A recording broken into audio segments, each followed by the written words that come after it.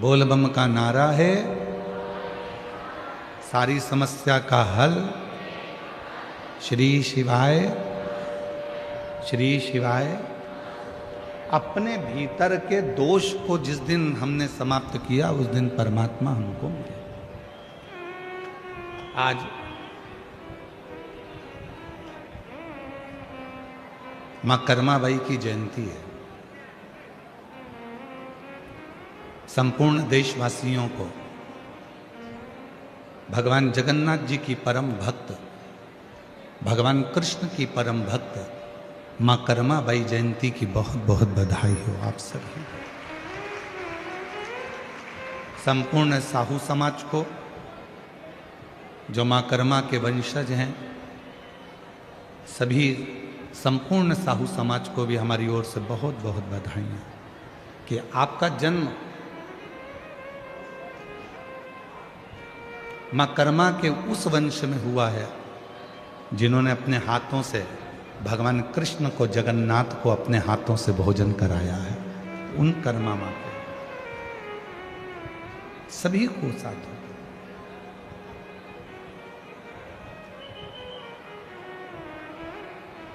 भक्ति, विश्वास, ये दो चीजें हैं। कितनी भी भक्ति कर लो, कितना भी भजन कर लो, कितना भी कीर्तन कर लो, कितना भी मंत्र जाप कर लो, कितना भी स्मरण कर लो, अगर तुम्हारा विश्वास तुम्हारे परमात्मा के प्रति नहीं है तो फिर तुम्हारा कीर्तन करना, तुम्हारा भजन करना, तुम्हारी भक्ति करना बेकार। पर यदि तुमने विश्वास पूर्ण कर लिया, उसके ऊपर संपूर्ण अपना जीवन का भार सौंप दिया, फिर तुम कहीं जाओ ना जाओ, वो परमात्मा तुम्हें स्वीकार कर ले। आज से 25 साल पहले का एक टीवी पर एड चलता था।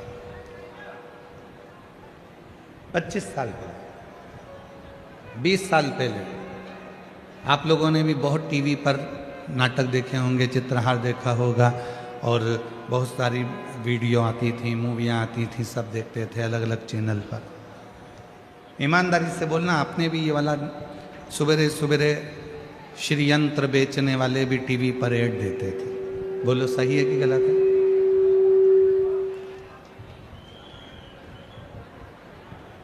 फिर कुबेर यंत्र बेचने वालों ने भी कहा कि हम इस यंत्र को बेचें। फिर हनुमान जी का यंत्र भी बेचने वाले, हम हनुमान जी का यंत्र बेचें।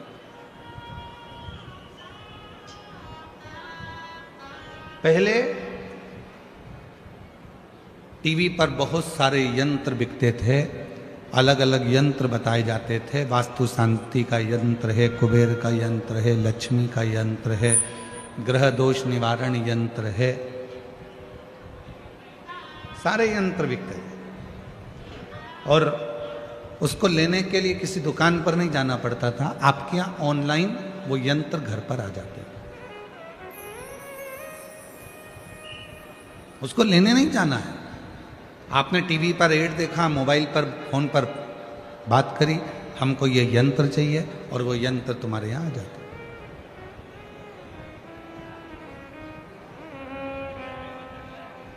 कई लोगों के घर में भी यंत्र होंगे, कई लोगों ने पूर्व में वो उन यंत्रों को बुलवाया भी होगा। पर एक निवेदन है, घर में श्री यंत्र रखो, घर में कुबेर यंत्र रखो, घर में ग्रह दोष निवारण यंत्र रखो, घर में वास्तु दोष निवारण यंत्र रखो, घर में तुम चाहो जितने यंत्र रखो। वो यंत्र कब काम करेंगे? वो यंत्र कब काम करते हैं? जब तुम्हारे यहाँ षड्यंत्र ना हो। जिस घर में षड्यंत्र होता है उस घर में यंत्र भी काम नहीं।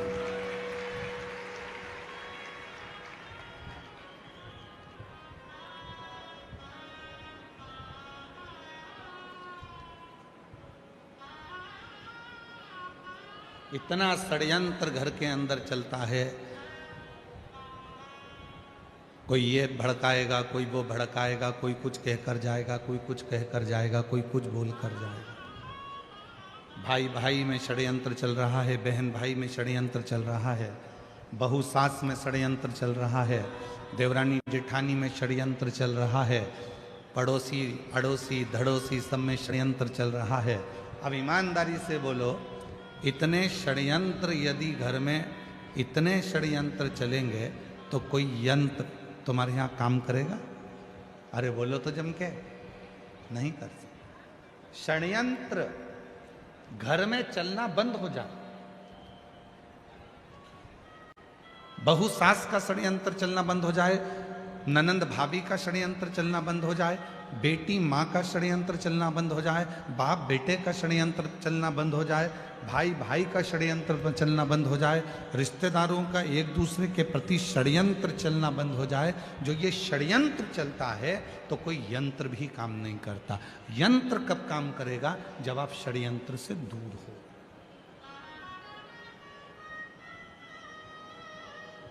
भैया टीवी पर बात करी फोन लगा के, हमारे घर में शांति नहीं है, उसका यंत्र भेज दो। उसने ग्रह शांति का यंत्र भेजा, पर ग्रह शांति का यंत्र काम ही नहीं कर रहा, क्योंकि षड्यंत्र इतना ज्यादा हो रहा है। उधर से फोन आता है वो अपनी माँ को भड़का देते हैं, उधर से फोन आता है वो अपनी सास को भड़का देते हैं, उधर से फोन आता है वो अपनी बहू को भड़का देते हैं, उधर से फोन आता है वो अपनी बेटी को भड़का देते हैं।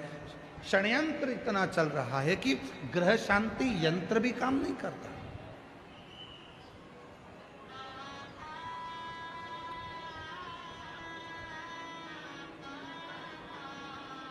वो ग्रह शांति यंत्र भी काम नहीं करेगा अगर षड्यंत्र है तो। फिर किसी ने कहा कि महाराज जी हमारे घर में वास्तु दोष हो गया। वास्तु दोष हो गया, तुमने इधर की सीढ़ी तोड़वा कर उधर सीढ़ी लगवाई, तुमने दुकान बदल कर देख ली, तुमने घर बदल कर देख लिया, तुमने रिश्तेदार बदल कर देख लिए, तुमने घर की दिशा बदल कर देख ली, तुमने सोने का पलंग बदल कर देख लिया, तुमने रसोई घर बदल कर देख लिया।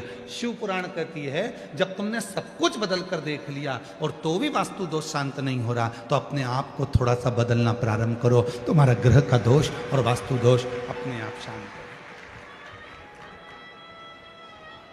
हम बदल नहीं रहे, हम बदल नहीं पा रहे, अपने आप को नहीं बदल रहे।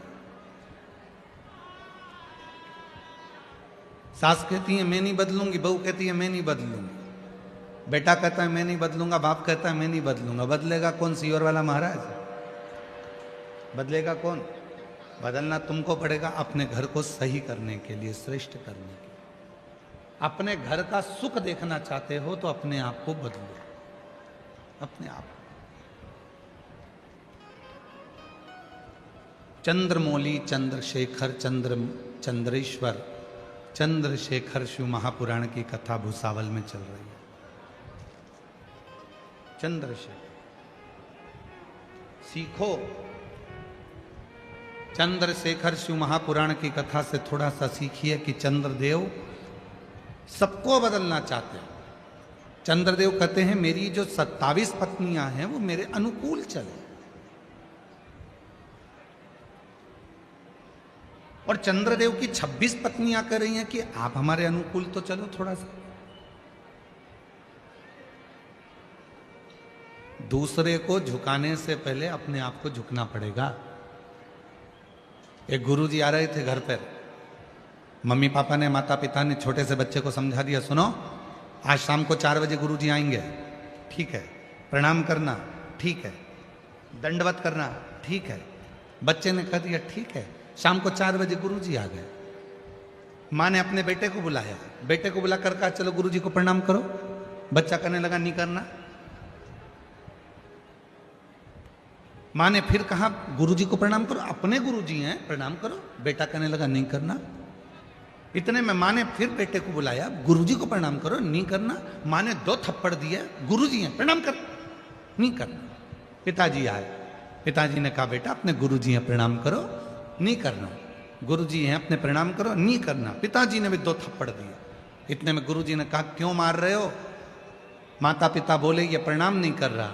गुरुजी बोला नहीं कर रहा तो मत करने दो, तुम दोनों तो करो। तुम दोनों तो प्रणाम करो।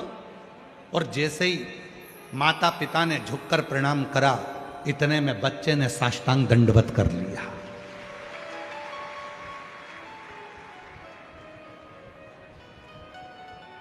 हम सुधरेंगे, युग सुधरेगा।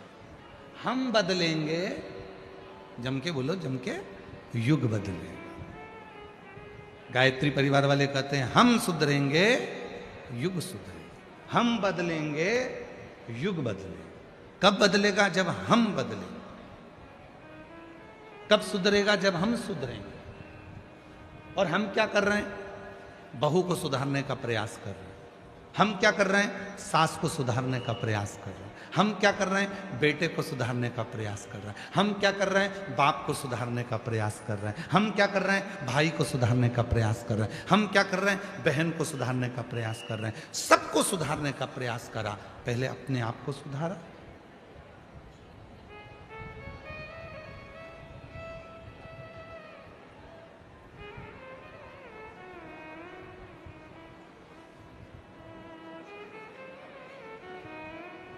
एक प्रवचन देना सरल है, पर प्रवचन देने वाले को भी प्रवचन अपनी जिंदगी में उतारना कठिन है। कथा कहना सरल है, पर कथाकार को कथा अपने अंदर उतारना कठिन है।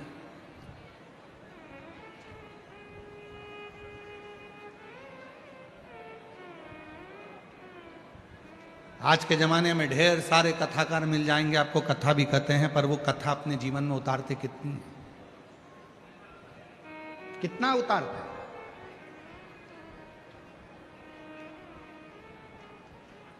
शिव पुराण का ट्रेंड चल रहा है तो शिव पुराण वाचना चालू कर दो। श्रीमद् भागवत का ट्रेंड चले तो श्रीमद् भागवत वाचना प्रारंभ कर दो। रामचरितमानस का ट्रेंड चले तो रामचरितमानस वाचना प्रारंभ कर दो। नहीं भाई, शिव पुराण, राम कथा, श्रीमद् भागवत, गीता, ये सब पुराणे, जितने भी शास्त्र हैं, शिव पुराण कहती है जो भी पुराण बाचो आप दूसरों को बाच कर सुनाओ, उससे पहले उस पुराण का आधे से ज्यादा अंश अपनी जिंदगी में उतारो, तब शिव पुराण सुनाओ, तब श्रीमद् भागवत कथा सुनाओ, तब रामचरितमानस सुनाओ। अपने आप को सवारो थोड़ा।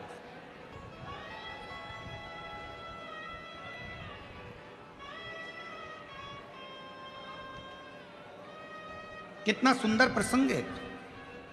एक पंडित जी कथा सुनाने गए। कथा में वो बोल रहे थे कि भव सागर से पार उतरना है तो भगवान शिव का नाम लेना पड़ेगा। नमः शिवाय जपो, श्री शिवाय नमस्तुभ्यम बोलो, ओम नमः शिवाय जपो, पार उतर जाओ। 3 महिलाओं ने बात सुन ली और तीनों महिला सिर पे अपने माखन की मटकी, दूध की मटकी लेकर दूसरे गांव में दूध बेचने जाती थी। बीच में नदी पड़ती थी। तीनों महिला रोज नाव वाले को बुलाती थी, नाव वाले को थोड़ा सा पैसा देती और उस पार उतरकर दूध बेचकर आ जाती। तीनों महिलाओं ने नाव वाले को बुलाया। इतने में एक महिला ने कहा कि अभी गुरुजी के मुख से सुना था, भव सागर से पार उतरना है तो भगवान का नाम लो। जब भगवान का नाम लेकर भव सागर से पार उतर सकते हैं तो फिर ये छोटी सी नदी है, नाव से क्या पार करना? इसलिए नाव वाले से बोल दो नाव वापिस ले जाए। आज गुरुजी के कहने से अपन जब भव सागर से पार उतर सकते हैं नाम लेकर, तो फिर इससे भी पार उतर जाएंगे। तीनों महिलाओं ने अपने अपने मटके सिर पे ले लिए और उन्होंने हाथ जोड़कर नमः शिवाय, नमः शिवाय, नमः शिवाय, नमः शिवाय जपती जपती पानी में चली गई। पानी में चलते चलते चलते चलते नमः शिवाय बोलते बोलते बोलते बोलते नदी पार कर ली। नदी पार उतर गई। तीनों ने कहा गजब के गुरुजी हैं, उन्होंने कहा था कि भगवान का नाम लो भवसागर पार उतर जाओगे। अपना तो 1 रुपया नहीं लगा और अपन नदी भी पार उतर गए। अब रोज वो वैसे ही जाना आना करते। एक दिन उन्होंने गुरुजी से कहा, गुरुजी कल कथा समापन होने वाली है, आप हमारे घर भोजन करने चलना। गुरुजी ने कहा ठीक है चल चलेंगे। महिलाओं ने, तीनों ने कथा सुनी, गुरुजी को साथ लिया, तीनों नदी पर पहुंची। और नदी पर जाकर तीनों ने गुरुजी से कहा चलो। गुरुजी बोले नाव तो बुलाओ। महिला बोली नहीं नहीं, आपने कहा था भव सागर पार उतरना है तो भगवान का नाम लेना पड़ेगा। जिस दिन से हमने सुना था उस दिन से हमने भगवान का नाम लिया और नदी पैदल चलकर पार उतरते हैं। गुरुजी ने कहा पागल हो गई हो, मूर्ख हो क्या, डूब जाओगी, ऐसा नहीं हो सकता।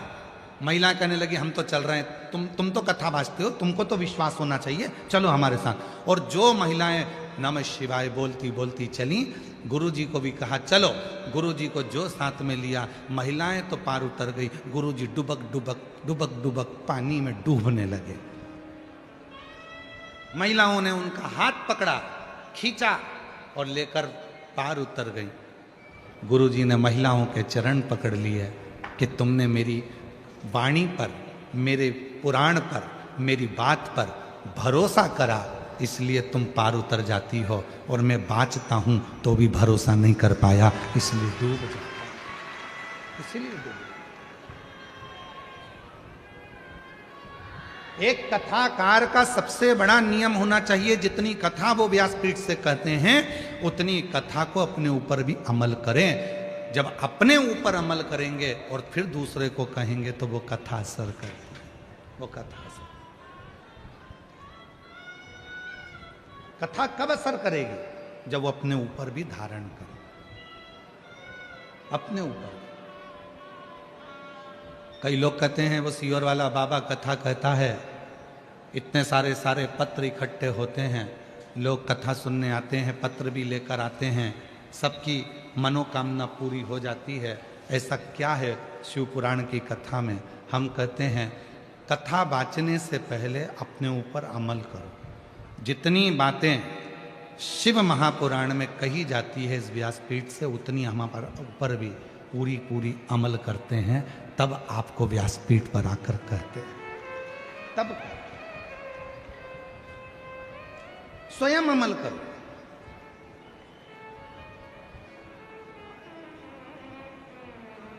शिव पुराण कहती है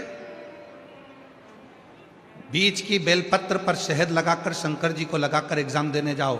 शिव पुराण ये भी कहती है साथ में मेहनत करो, परिश्रम करो, रात दिन एक करो, अपनी मेहनत को 4 गुना करो और फिर बेलपत्री पर शहद लगाकर शिव को लगाकर जाओ, तुम्हें सफलता मिलेगी। शिव पुराण कहती है परिश्रम हल्का मत करना, परिश्रम 4 गुना बढ़ाकर करो। शिव पुराण का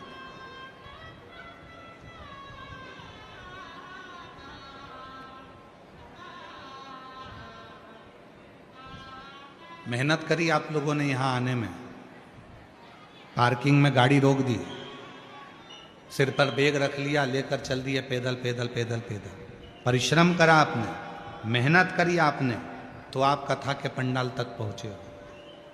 मेहनत नहीं करते तो यहाँ तक पहुँच नहीं पाते, घर पर रहते अरे भैया इतनी भीड़, अरे भैया ट्रैफिक जाम, हमसे तो नहीं बनेगा, तो फिर नहीं जा पाते।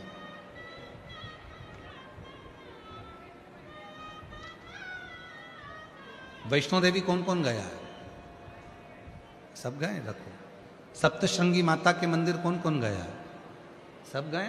रखो। जब माता सप्तशृंगी के मंदिर पर जाते हैं, सीढ़ियाँ चढ़ते हैं, धीरे धीरे बढ़ते हैं, तो लोग चिल्ला कर पूछते हैं लोगों से, भैया कितना है? चलते जाओ। वैष्णो देवी जाने वालों से पूछते हैं जब थक जाते हैं, क्यों भैया मंदिर कितनी दूर है? चलते जाओ। फिर पीछे से आवाज आती है, चलते जाओ, मत घबराओ, चलते जाओ, मत घबराओ, चलते जाओ, मत घबराओ। हमारे सनातन धर्म के जितने मंदिर हैं, देवालय हैं, शिवालय हैं, माँ आद्यशक्ति दुर्गा भवानी के जितने स्थान हैं, चाहे वैष्णो देवी हो, चाहे मैहर हो, चाहे सलकनपुर हो, देवास की टेकरी हो, चाहे सप्तशृंगी माता हो, चाहे विंध्याचल की माता हो, जितने भी माता के मंदिर हैं, हम चढ़ते जाते हैं, चढ़ते जाते हैं, ऊपर की ओर बढ़ते जाते हैं और कहते जाते हैं, भैया कितनी दूर है? चलते जाओ, मत घबराओ, चलते जाओ, मत घबराओ, चलते जाओ, मत घबराओ। क्यों? वो मंदिर हमें प्रेरणा देते हैं कि मंजिल तक पहुंचना है, बैठ मत जाना, चलते जाना, घबराना नहीं, आगे बढ़ते जाना, तुम्हें मंदिर का दर्शन हो जाएगा, तुम्हें माँ का दर्शन हो जाएगा, सप्तशृंगी माता तुम्हें दर्शन दे देगी, तुम चलो तो।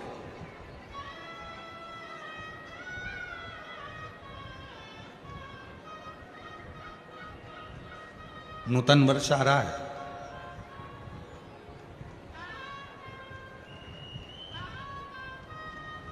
चैत्र से हमारे सनातन धर्म का हिंदू पारंपरिक नूतन वर्ष प्रारंभ हो रहा है। आप सभी को, देशवासियों को, हमारे नूतन संवत्सर की, नूतन वर्ष की संपूर्ण देशवासियों को बहुत बहुत बधाई, गुड़ी पड़वा। नूतन वर्ष आ रहा है। ऐसे वर्ष आते भी रहते हैं, जाते भी रहते हैं, आते रहते हैं, जाते रहते हैं। कितने वर्ष ऐसे निकलते चले जा रहे हैं। हम हमेशा कहते हैं नूतन वर्ष आ रहा है। अपनी नूतन सोच तो लाओ, नूतन विचार तो लाओ, नूतन अपना परिश्रम तो करो, अपनी मेहनत तो करो, अपना परिश्रम अपनी नूतनता के साथ बढ़ो तो।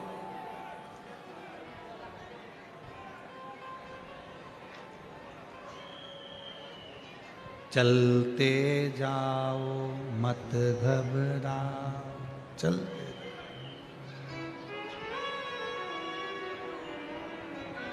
चलते जाओ। एक साल में कई मेरी जीजियां बैठी हैं और कई मेरे जीजा बैठे हैं और कई मेरी बेटियां बैठी हैं, कई मेरे बेटा बैठे हैं, कई बुजुर्ग माँ बाप बैठे हैं। कहने में पीछे नहीं हटूंगा, भले आपको बुरा लग जाए, लग जाए। एक साल में कम से कम 50 दोस्त बनाते हो आप लोग। हर साल 50 दोस्त बनाते हो। शिव पुराण कहती है 50 दोस्त बनाना सरल है, पर एक दोस्त से 50 साल रिश्ता निभाना कठिन है। हर साल 50 दोस्त बनाते हो, पर शिव पुराण की कथा कहती है कि 50 दोस्त बनाना सरल है, पर एक दोस्त से 50 साल तक रिश्ता निभाना, 50 साल तक दोस्ती निभाना कठिन, बहुत कठिन।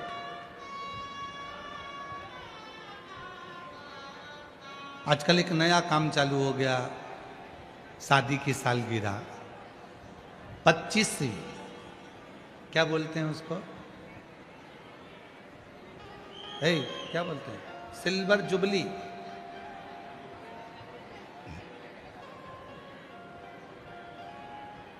और फिर 50वीं गोल्डन जुबली। बरमाला पहना रहे हैं एक दूसरे को, घोड़ी पे चढ़ के आ रहे हैं, रिसेप्शन हो रहा है।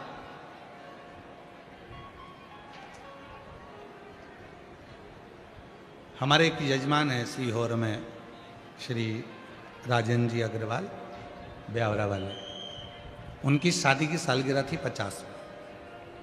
उनके बेटे रवि, रितेश, ये सब आए, कमलेश जी, शैलेश जी बैठे। उन्होंने कहा गुरु जी, हमारे काका जी की, ये रवि रितेश की पिताजी की शादी की सालगिरह है 50वीं, गोल्डन जुबली। हमने कहा बहुत बढ़िया, आपको बधाई हो, 50 साल शादी के हो गए। कहा हमारा मन है कि हम इसको इस तरह से मनाएं, शादी के फंक्शन जैसा। हमने कहा शादी के फंक्शन तो पूर्व में हो चुके हैं, अब मनाना है तो कहीं भगवान की कथा कराकर, कहीं भगवान का भजन कराकर, कहीं भगवान का स्मरण कराकर, कहीं रुक्मणी मंगल कराकर, कहीं कृष्ण मंगल की लीलाएं गाकर, फिर आप अपनी शादी की सालगिरह मनाएं। फिर उन्होंने वैसी की वैसी ही मनाई, रुक्मणी मंगल कथा रखी, भगवत भजन रखा, स्मरण रखा, और वैसी ही मनाओ। बच्चों का जन्मदिन भी मनाओ, हम मना नहीं करेंगे। हैप्पी बर्थडे टू यू, हमारी तरफ से तुम्हें बधाई हो। शादी की सालगिरह भी मनाओ, मना नहीं है।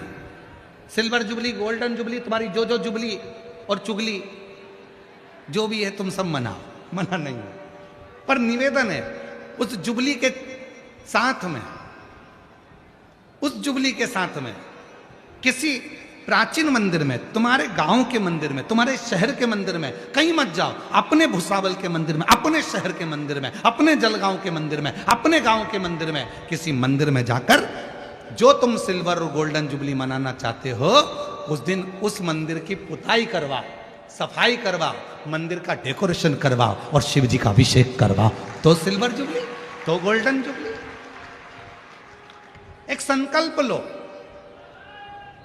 मैं अपना जन्मदिन कैसे मनाऊंगा, आज से नियम ले लो भुसावल वालों, और आज से नियम ले ले पूरे सनातनी जितने कथा श्रवण कर रहे हैं। अपना जन्मदिन आए, 500 रुपए का केक लाना, 1000 रुपए का केक लाना उससे अच्छा है 500 रुपए की पेंट की बाल्टी लेना, कलर की बाल्टी लेना, और कोई पुराना मंदिर तुम्हारे गांव में हो जिसमें धूल जम रही हो, उसको साफ कर कर, पुताई कर कर, उसको रंगीन कर देना। तुम्हारा 500 रुपए का केक आधे घंटे में समाप्त हो जाएगा, मुंह पे मलेंगे भूत हो जाओगे। वो 500 रुपए का केक 15 मिनट में उड़ जाएगा। पर आज एक नियम बनाओ कि हमारे घर पर जब भी जन्मदिन आएगा, शादी की सालगिरह होगी, हमारे गांव में, हमारे नगर में, हम जिस गांव में रहते हैं वहां का कोई मंदिर हम देखेंगे, उस मंदिर में कोई पेंट हम खुद अपने हाथों से पुताई कर देंगे। अपने घर की पुताई करते हैं तो वहां नहीं कर सकते।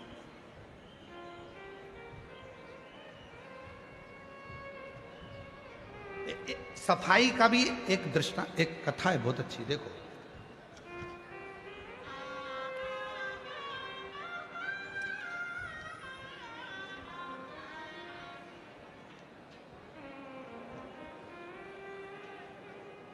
एक सुंदर प्रसंग है शिव महापुराण का।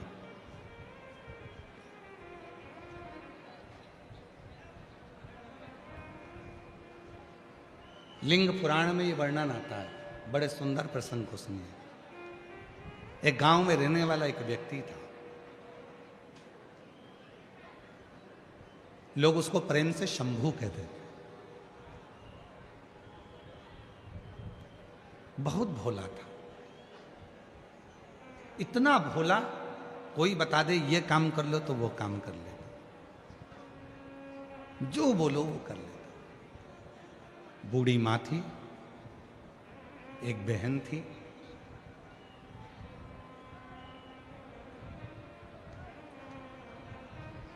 मां को वो काम पर नहीं जाने देता, बहन को वो काम पर नहीं जाने देता, खुद काम करता। भोला था, पढ़ा लिखा नहीं था, अनपढ़ था, विद्या नहीं थी, इतना विद्वान भी नहीं था, इतना विद्वान नहीं था, पढ़ा लिखा। काम क्या मिलता, किसी पेट्रोल पंप पर भी काम करना है तो थोड़ा पढ़ा लिखा होना जरूरी है, पैसा मिलेगा तो उसको संभाल के रखना पड़ेगा। किसी ऑफिस में काम करना है तो पढ़ा लिखा होना जरूरी है, किसी स्थान पर काम करना है तो पढ़ा लिखा होना जरूरी है। पर उसको तो कुछ पढ़ा ही नहीं था, परिस्थिति ठीक नहीं थी तो विद्या नहीं थी। भोला कहते थे लोग, बिल्कुल सीधा। इस कथा में भी कई माताएं ऐसी बैठी हैं, एकदम भोली हैं, एकदम भोली। कई बेटे इस कथा में ऐसे बैठे हैं, बिल्कुल भोले। कई बहुएं इतनी भोली होती हैं, कुछ नहीं, कौन षड्यंत्र रच रचने तो उसको कोई मतलब नहीं। कई मेरे बेटे ऐसे बैठे हैं जिनको कोई मतलब नहीं, भोलापन नहीं, कुछ नहीं। और जो भोला होता है ना, उसको बहुत काम बताया जाता है। घर में बूढ़ी माँ थी, बहन थी, किसी को काम पर नहीं भेजता था क्योंकि गलत संगत में ना हो जाए, गलत कार्य ना हो जाए, तो खुद काम करता था। एक सेठ जी के पास गया, सेठ जी से हाथ जोड़कर कहा, बाबा जी। भोला ने हाथ जोड़कर कहा, मुझे काम दे दीजिए। लिंग पुराण का ये सुंदर दृष्टांत है, लिंग पुराण का ये बहुत सुंदर चरित्र है, बहुत सुंदर चरित्र। बाबा जी, हमको थोड़ा सा काम दे दीजिए। काम? हाँ ठीक है। पढ़े लिखे हो? नहीं। कुछ आता है? नहीं। भोजन बना लेते हो? नहीं। कुछ नहीं। नहीं बना पाते? नहीं। कुछ नहीं। तो फिर एक काम करो, तुम हमारे घर में सफाई करना, तुम्हारे घर में पोछा झाड़ू करना, सफाई करना। ठीक है, झाड़ू पोछा कर लेंगे, सफाई कर लेंगे। और मैंने तेरे ही भरोसे बाबा, तेरे ही भरोसे हवा बिच उड़ती जागी बाबा, डोर हर तो छड़ी नामे कटी जागी भोले मेरी कदम शंभू मेरी कदम हवा बिच उड़ती जागी बाबा, डोर हथो छड़ी नामे कटी जागी। बहुत भोला। एक काम करो, तुम हमारे घर की सफाई करो, झाड़ू लगाओ, पोछा लगाओ, हम तुम्हें भोजन देंगे लेकर, तनख्वाह देंगे लेकर, ठीक? झाड़ू पोछा करना। हर हर झाड़ू कर रहा है, पोछा कर रहा है। एक दिन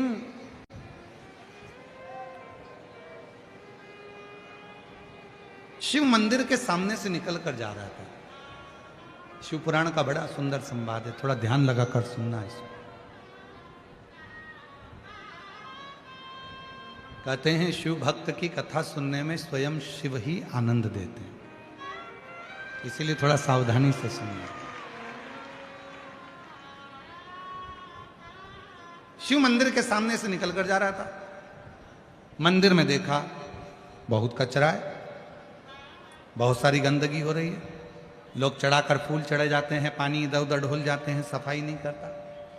वो भोला मंदिर में चले गया, सेठ जी के यहाँ जाने से पहले वहां सफाई करी, फिर गया।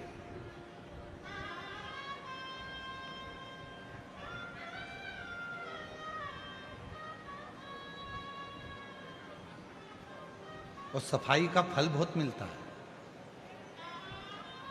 शिव मंदिर में दीप जलाने का, शिव मंदिर में सफाई करने का, शिव मंदिर में बुआरी लगाने का, झाड़ू लगाने का, शिव मंदिर में जल भर कर रखने का, शिव मंदिर में एक लोटा जल चढ़ाने का, शिव मंदिर में शंकर जी की चढ़ी हुई बेलपत्र उठाकर धोकर वापिस शिव को चढ़ाने का बहुत फल मिलता है, बहुत फल।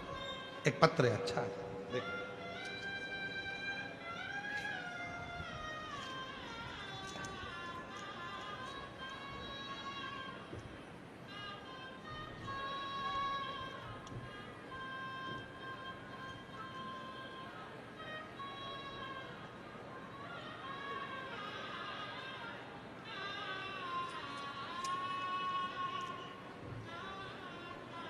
मैं संजय पंडरीनाथ किरोचे, मैं शाहपुर जिला बुरहानपुर का निवासी हूँ। मेरा मोबाइल नंबर ये है, कहीं बैठे हों तो आ सकते हैं। मेरा बेटा रुपेश संजय किरोचे, उसकी तबीयत 26/1/2026 को अचानक से खराब हो गई थी। उसको सावदा ले गए, वहाँ सावदा के डॉक्टरों ने देखा कि फिर डॉक्टर ने संभाजी नगर औरंगाबाद ले जाने को बोला। बाबा, मेरा बेटा 18 दिन तक वेंटिलेटर पर रहा, उसके छाती में एक गठान हो गई थी। बाबा, कथा में जो शिवरात्रि का उपाय बताते हो, मंदिर में सफाई करने का बोलते हो, झाड़ू लगाने का बोलते हो, मैं नहीं जानता था कि झाड़ू लगाने से, पोछा लगाने से, मंदिर में जल चढ़ाने से क्या होता है। जब मेरा बेटा वेंटिलेटर पर पड़ गया, छाती में एक गांठ हो गई, डॉक्टर के हिसाब से वेंटिलेटर से उतरना कठिन था, पर केवल आपके प्रवचन में सुना था कि मंदिर की सफाई कर दो, झाड़ू लगा दो, तो हमारी जिंदगी की बहुत सारी उलझनें साफ हो जाती हैं। मुझे नहीं मालूम, रात्रि के 12 बज रहे थे, हॉस्पिटल के साइड में एक मंदिर था, उस मंदिर में बहुत सारा कचरा था। मैंने सब कचरे को अपने गमछे में, गमछा मतलब एक कंधे पर रखने वाला अंगोछा, उसमें रख लिया। सारा कचरा उठाकर ले जाकर मैंने एक कोने में डाल दिया। जितने दिन तक बेटा वेंटिलेटर पर था उतने दिन 3 दिन तक लगातार मैं यही करता रहा। चौथे दिन डॉक्टर ने कहा तुम्हारे बेटे के जो हार्ट में गठान थी फेफड़ों में वो गल चुकी है और अब तुम्हारा बेटा पूरा ठीक हो चुका। डॉक्टर अपना काम कर रहे थे, तुम अपना काम कर रहे थे। एक पत्र और देखो, बड़ा सुंदर।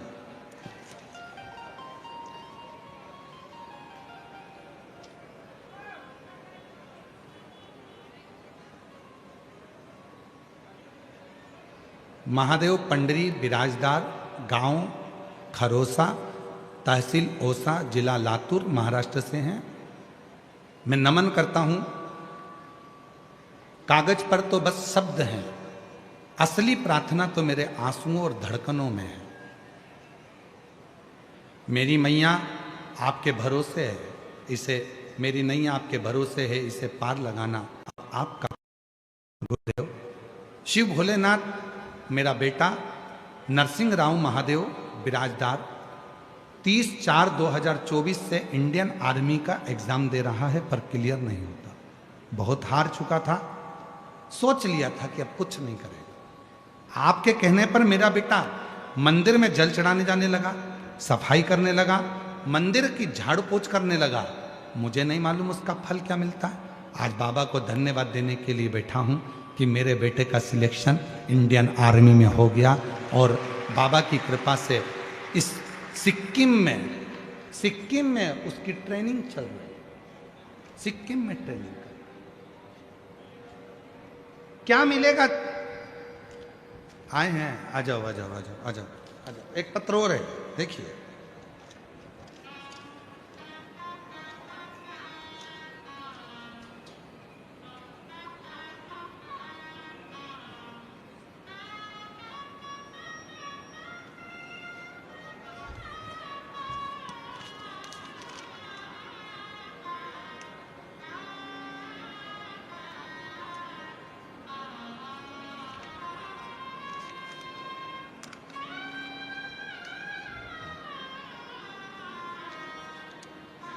मैं राधा रमेश सानप, मेरा मोबाइल नंबर ये है, मैं जलगांव की निवासी हूँ।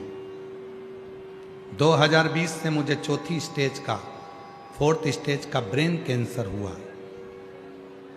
स्टेज देखिएगा कौन सा है ब्रेन कैंसर का, चौथा। आप ही हैं, आ जाओ, आ जाइए, आ जाओ। 4th स्टेज का कैंसर 2020 में हुआ। डॉक्टर ने कह दिया कि अंतिम समय है, ले जाओ। ब्रेन का कैंसर बहुत कठिन, ठीक हो नहीं सकता। नासिक के अस्पताल में ले गए, वहाँ डॉक्टरों को दिखाया, इलाज करवाया, पर डॉक्टर ने कह दिया मुश्किल है, उम्मीद बहुत कम है, उम्मीद बहुत कम है, ये ले जाओ।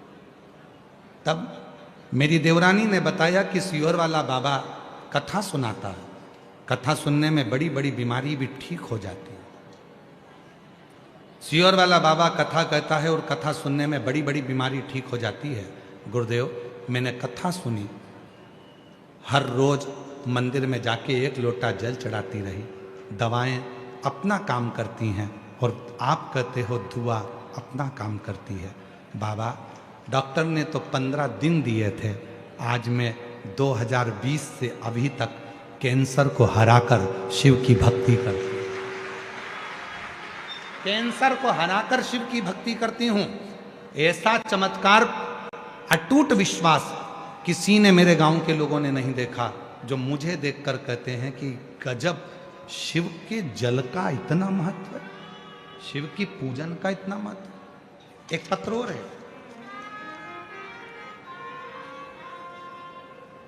मेरा नाम वैशाली नारायण गवली, मैं जामनेर तालुका में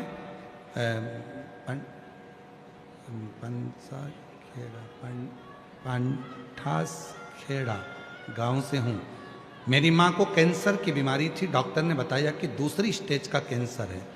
हमने ऑपरेशन भी करा लिया, फिर भी आराम नहीं लगा। समय आया, डॉक्टर ने कह दिया कि जीभ निकालना पड़ेगी, जीभ काटना पड़ेगा, कैंसर बढ़ चुका है। तब किसी ने कहा कि वो सियोर वाला बाबा कथा कहता है और उसके यहाँ का रुद्राक्ष पानी में गलाया जाए वो पानी पिलाया जाए तो बच सकती है। हम लोग तुरंत सीहोर गए, वहां से रुद्राक्ष लिया, तांबे के लोटे में गलाते, शिव जी को जल चढ़ाते और अपनी माँ को देते। माँ उसको थोड़ी देर मुंह में रखती। बाबा की ऐसी कृपा हो गई गुरुदेव, डॉक्टर ने कह दिया अब जीवान काटने की जरूरत नहीं है, भोजन भी करने लगी और आज बाबा की कृपा से मेरी माँ पूर्ण तरह से स्वस्थ हो गई। मैं बाबा को यहाँ कहीं बैठी हूँ तो आ सकती हूँ, प्रणाम करने के लिए मैं बाबा के यहाँ प्रणाम। विश्वास,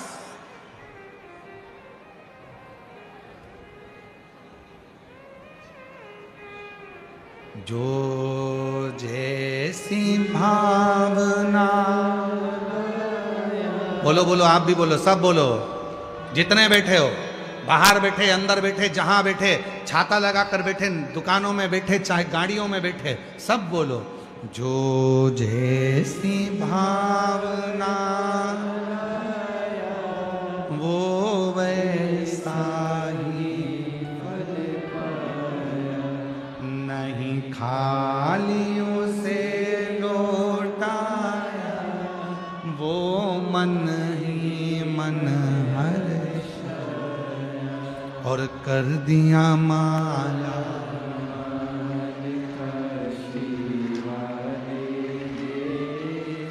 लुटा दिया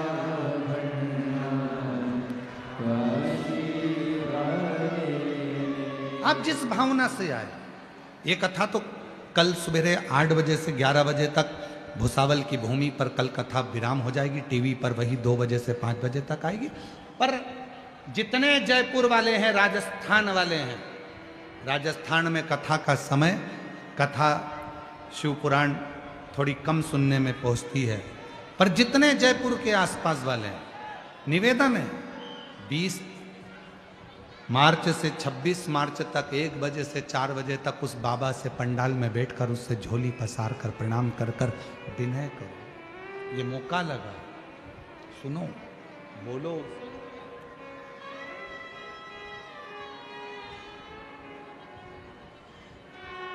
किससे? ऐसे दयालु नाथ से रिश्ता बनाए, ऐसे दयालु नाथ से रिश्ता बनाए। कैंसर से जीती है, एक बार जोरदार ताली बजाओ। 4th स्टेज से 2020 से लड़ रही है और शिव का पहुंच गई सीहोर कुबरेश्वर धाम और वहां का रुद्राक्ष लेकर आ गई। उसी रुद्राक्ष का जल शिव जी को चढ़ाकर पीना चालू कर दिया, मुख में रख लेती और 4th स्टेज के कैंसर को हराकर बाबा की प्रार्थना। शिव तत्व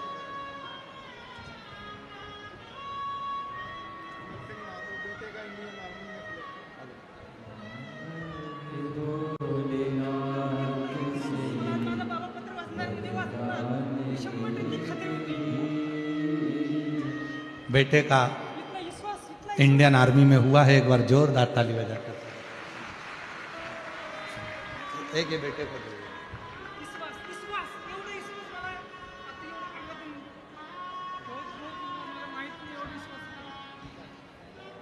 कह रहे हैं विश्वास इतना हो गया बेटे को कि बाबा है और जो कथा सुनता है बाबा उसकी झोली भरता है, ये निश्चित।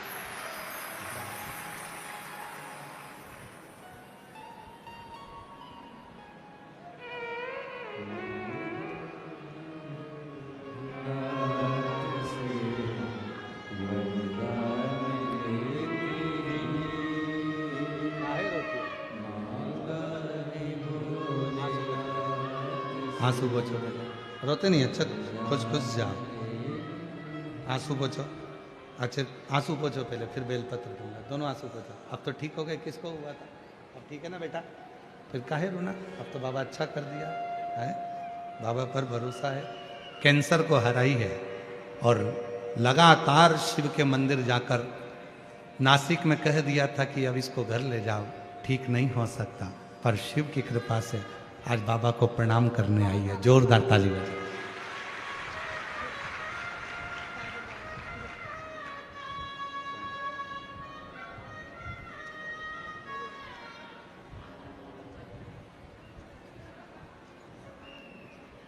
महादेव नमन चरणों में स्वीकार कीजिए, सबका किया है मेरा भी उद्धार कीजिए, उद्धार कीजिए। हे त्रिपुरधारी, हे त्रिशूलधारी, हे त्रिशूलधारी, हे त्रिशूलधारी। चरणों में तेरे बाबा जी पावन है चारों धाम। चरणों में तेरे बाबा जी पावन है चारों धाम। तेरी देव करते वंदना पूजें सीताराम। तेरी देव करते वंदना पूजें सीताराम। हो जाए पूरी कामना, हो जाए पूरी कामना। उपकार कीजिए, सबका किया है मेरा भी उद्धार कीजिए, उद्धार कीजिए। हे त्रिपुरधारी, हे त्रिशूलधारी। शिव से प्रार्थना करें। भोला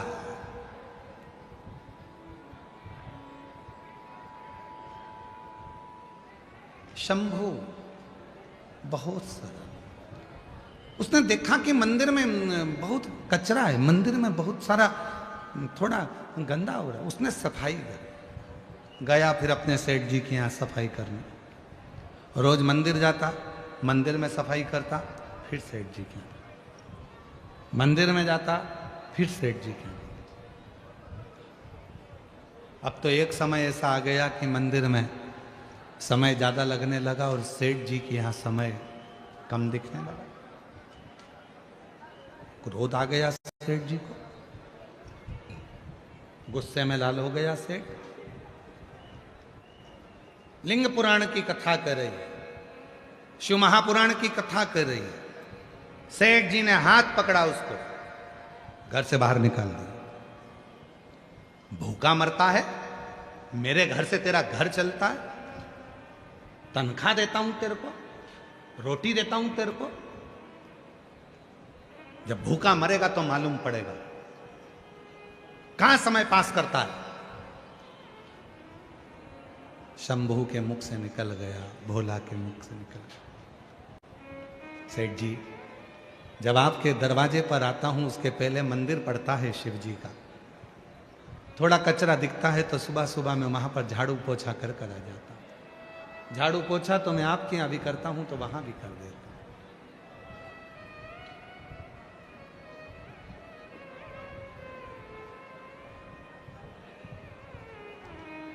सेठ जी ने कहा, तनख्वाह देता है मंदिर में कोई? मंदिर में कोई तुझे रोटी देता है? नहीं सेठ जी, तनख्वाह तो आपके यहां से मिलती है, वहां तो बस फ्री में पोछा लगाकर झाड़ू लगाकर आ जाता हूं। जब वहां कोई मंदिर में तनख्वाह नहीं देता, तुझे कुछ नहीं देता, तो झाड़ू पोछा क्यों करता है? कल से मंदिर गया तो यहां मत आओ, काम पूरा कर। उसने हाथ जोड़कर कहा, सेठ जी ठीक है, दूसरा दिन फिर हुआ, उसका मन नहीं माना, मंदिर में थोड़ा और जल्दी उठकर चले गए। अब सेठ जी का भी काम करता है, वहां का भी काम करता है। एक दिन सेठ जी ने देख लिया, मंदिर जाना नहीं छोड़ा, चले जाता है, मक्कारी करता है मेरे यहाँ की। और सेठ जी ने धक्के मारकर निकाल दिया। शंभू भोला आज घर पर गया, भूखी थी माँ बहन, आज कुछ लाए नहीं। शंभू नहीं, भोला कुछ लाया नहीं। नहीं, क्यों? सेठ जी ने काम से निकाल दिया। क्यों? मंदिर जाता था, झाड़ू पोछा कर देता था, फिर सेठ जी के यहाँ चले जाता था, सेठ जी को अच्छा नहीं। अब क्या करेगा? भोला के मुख से निकल गया, सेठ जी के यहाँ करता था तो सेठ जी तनख्वाह देते थे, शंकर जी के यहाँ करता हूं तो शंकर जी तनख्वाह देंगे। तनख्वाह शिव देगा, तनख्वाह और कोई नहीं देगा, मेरा शिव देगा। तुम्हें लगता है कि हम किसी दुकान पर काम करते हैं तो वह हमको तनख्वाह देता होगा, पर जो भगवान शंकर के मंदिर में एक लोटा जल चढ़ाना प्रारंभ कर देता है, जो श्री शिवाय नमस्तुभ्यम बोलना प्रारंभ कर देता है, जिसके दरवाजे पर श्री शिवाय नमस्तुभ्यम लिखा होता है, उसकी तनख्वाह स्वयं महादेव देना प्रारंभ कर देते हैं। शिव देते।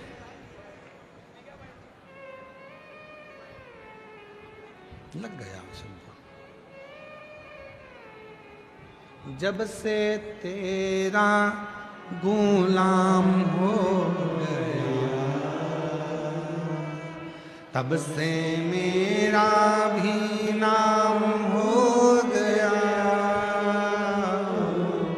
जब से तेरा गुलाम हो गया, तब से मेरा भी नाम हो गया। वरना औकात क्या थी मेरी,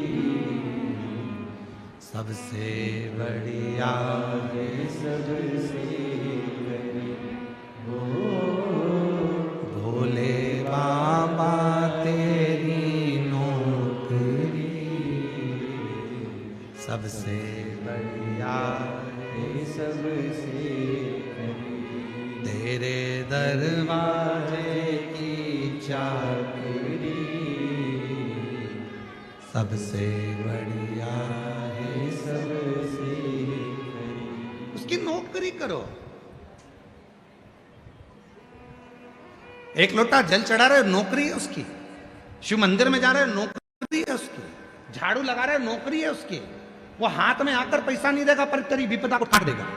वो हाथ में आकर तनख्वाह नहीं देगा पर तेरी आने वाली विपदा को, तेरे आने वाले दुख को समाप्त कर देगा। वो भले तेरे अकाउंट में पैसा नहीं देगा, याद रखना, दूसरे के यहां नौकरी कर रहे हो तो तुम्हारे बैंक का बैलेंस बढ़ रहा है, पर शिव के दरवाजे की नौकरी कर रहे हो तो तुम्हारी आनंद का बैलेंस बढ़ रहा है।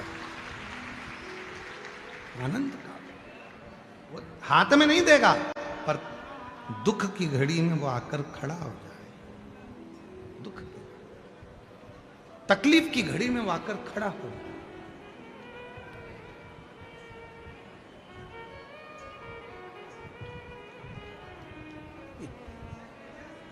और वो तकलीफ की घड़ी में जब वो आता है, दुख की घड़ी में जब वो आता है, ये इतने जो पत्र हैं, आप पत्रों का ढेर देखोगे तो इतना, हर कथा में पत्रों का ढेर लगता। आप देखो पत्रों का ढेर, देखिए ये तो आज के पत्र हैं इसलिए हम इसको इधर रख ले। पत्र दो जरा, और बहुत सारे पत्र तो हम पढ़ ही नहीं पाते। पत्र लाइए।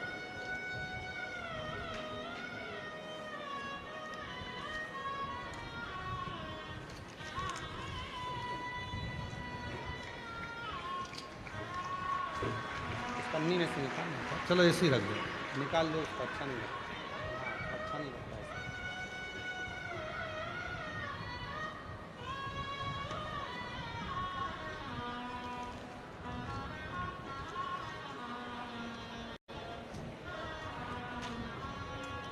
तो एक जन ही खड़े पकड़, एक जन यहीं खड़े पकड़।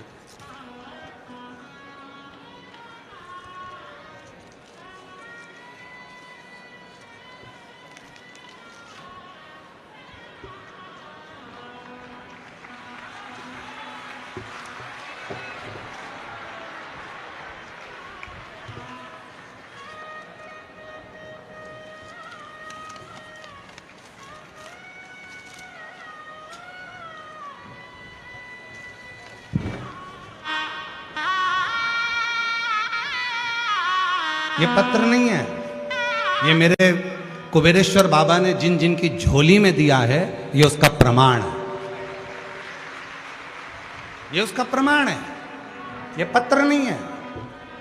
सीवर वाला महाराज ना तो कभी भभूति देता है, ना कभी बेल देता है, ना नारियल देता है, बस केवल एक ही बात कहता है कि एक लोटा जल, ये अलग है, ये पढ़ने के इधर दो,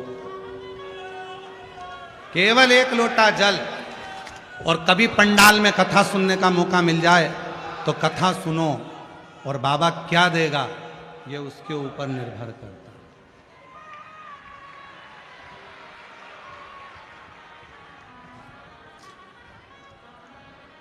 ये पत्र है, और ये पत्र नहीं, ये विश्वास है शिव का, शिव भक्तों का। और आज भी इस भुसावल की पवित्र धरा पर कहकर जा रहे हैं, अगर दिल से कथा सुनी है तो 3 महीने में पत्र व्यासपीठ पर तुम्हारा भी आए। ये पत्र है।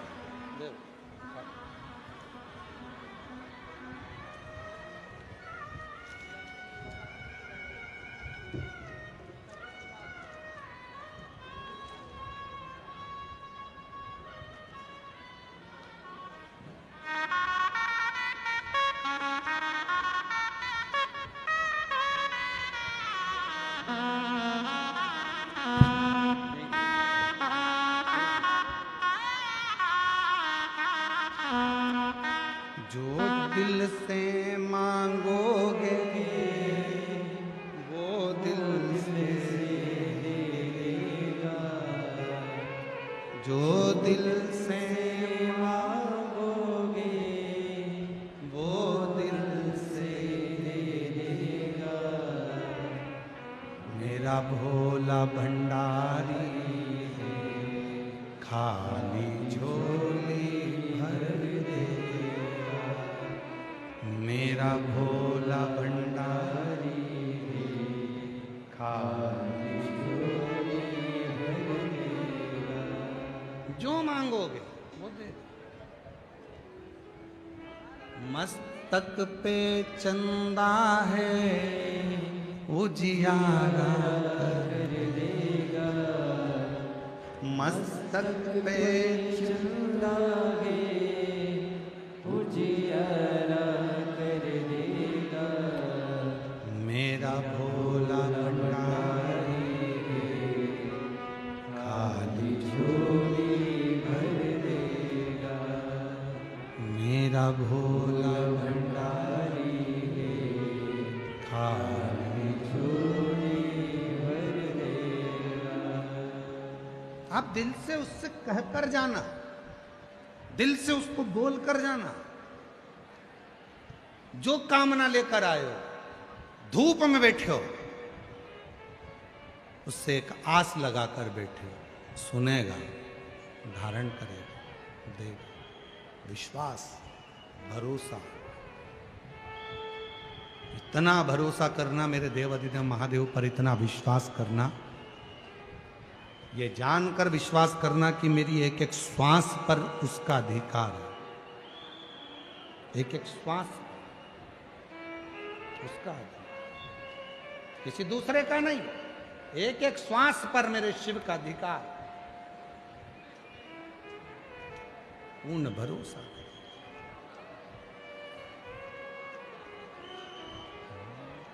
और अब दया करो है भोलेनाथ।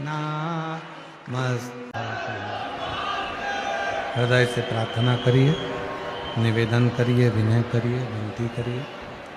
जहाँ जगह मिले वहाँ बैठकर बाबा को अपने मन का भाव करें, हृदय से प्रार्थना करें। आज कथा की शिवरात्रि है,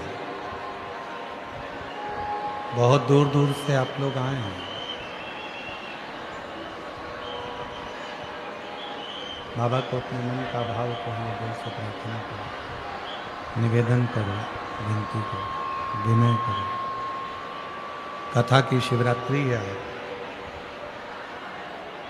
जहाँ जगह मिले वहाँ बैठकर बाबा को अपने मन का भाव कहिए, प्रार्थना करिए। ये कथा जो 16 मार्च तक भुसावल में चल रही है। कल सुबह 8 बजे से 11 बजे तक, कल सुबह 8 से 11 बजे तक कथा हो जाएगी। टीवी पर दोपहर में 2 बजे से 5 बजे तक कथा का रसपान श्रवण करेंगे। फिर 20 मार्च से प्रेशर बढ़ा, अंदर का प्रेशर नहीं आ रहा है। 20 मार्च से 26 मार्च तक जयपुर राजस्थान में शिव महापुराण की कथा 1 बजे से 4 बजे तक रहेगी। फिर 30 मार्च से 5 अप्रैल तक,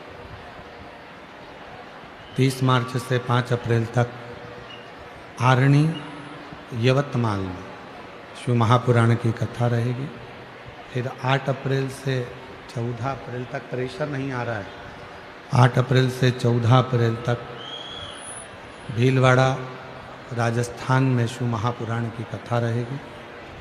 फिर 17 अप्रैल से 23 अप्रैल तक दिल्ली में शिव महापुराण की कथा रहेगी। जो जहाँ बैठे हैं वहीं बैठकर बाबा को अपने मन का भाव कहेंगे, प्रार्थना करेंगे, निवेदन करेंगे। बाबा को शंभु शंभु शंभु शंभु शंभु, बाबा को अपने मन का भाव कहें, प्रार्थना करें, निवेदन करें, विनय करें, विनती करें, हृदय से बाबा को पुकारें, दिल से बाबा को अपने मन का भाव कहें, प्रार्थना करिए, निवेदन करिए, विनय करिए।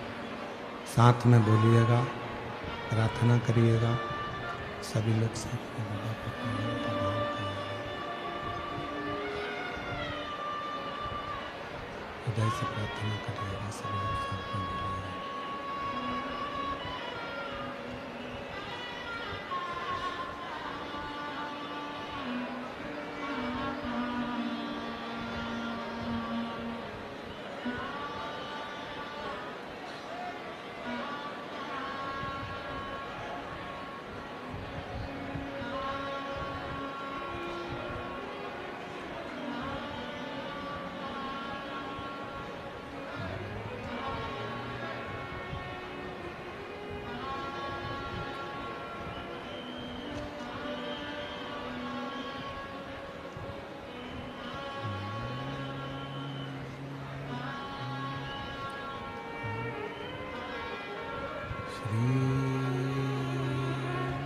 शिवाय नमस्तु, श्री शिवाय नमस्तु, श्री शिवाय नमस्तु, श्री नमस्तु, श्री शिवाय नमस्तु। भोला सब दुख काटो, ओ भोला सब दुख काटो, शिव शंकर जपो तेरी माला,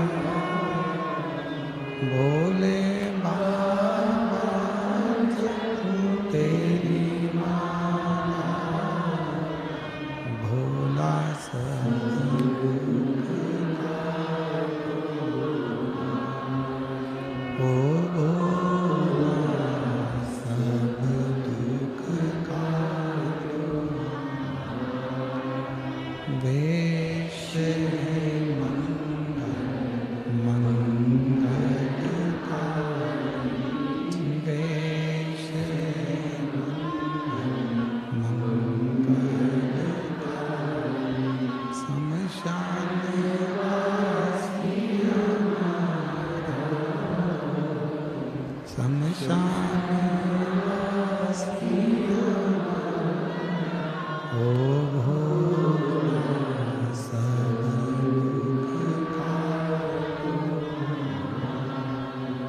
ओ भोला सब दुख का।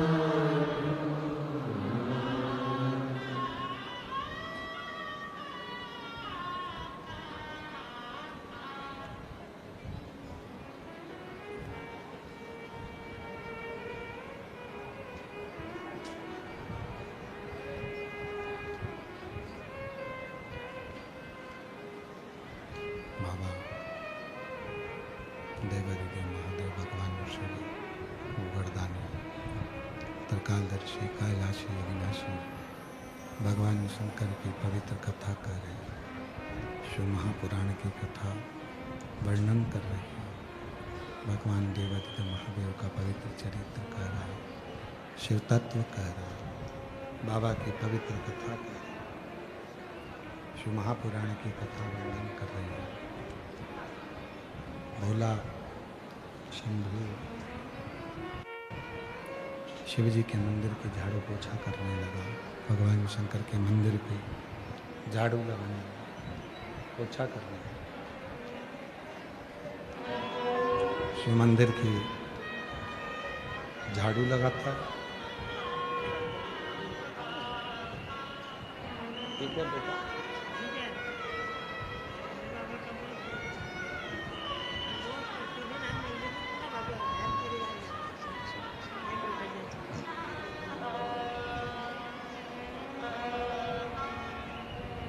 भोला इतना भोला है, शिव मंदिर में जाता है।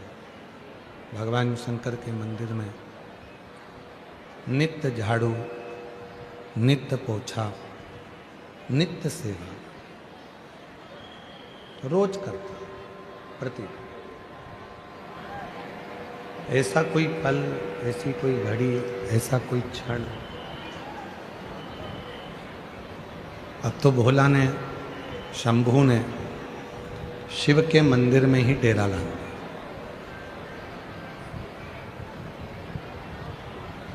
बहन एक दिन पूछी अपने भाई से, भैया तू काम क्या करता है? तो भाई ने कहा कि सेठ जी के यहाँ से तो मुझे निकाल दिया गया है, अब मैं सेठ के यहाँ तो काम नहीं करता, पर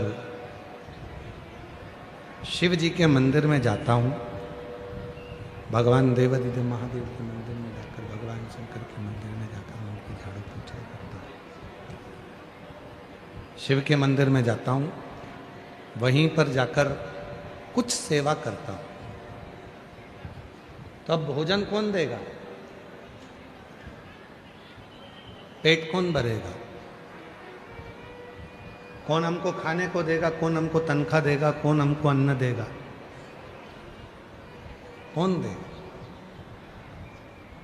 भोला के मुख से निकल गया, जिसने जन्म दिया है उसने सारी व्यवस्था कर कर हमको यहां रखा है, सारी व्यवस्था।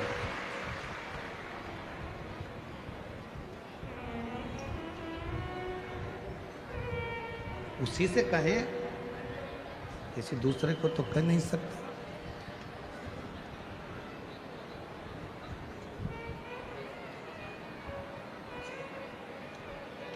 मेरा तू ही तो हमदर्द है, जिसे हर दर्द कहता हूँ।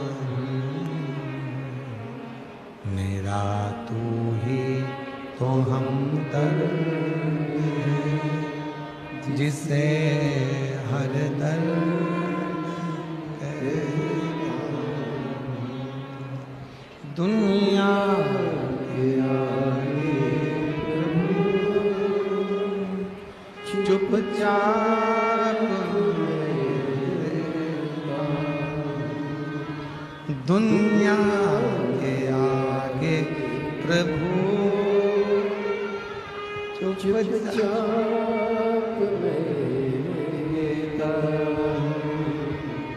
मेरा तू ही तो हमदर्द, जिसे हर दर्द कहता शंभु। तू ही तो हमने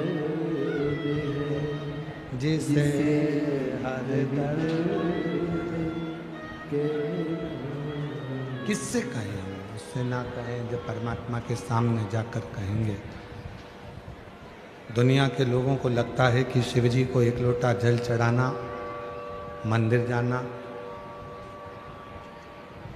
ये थोड़ा सा दुनिया के लोगों को लगता है कि कठिन है, पर शिव महापुराण की कथा कहती है, भगवान शंकर का चरित्र कहता है, जो शिव जी के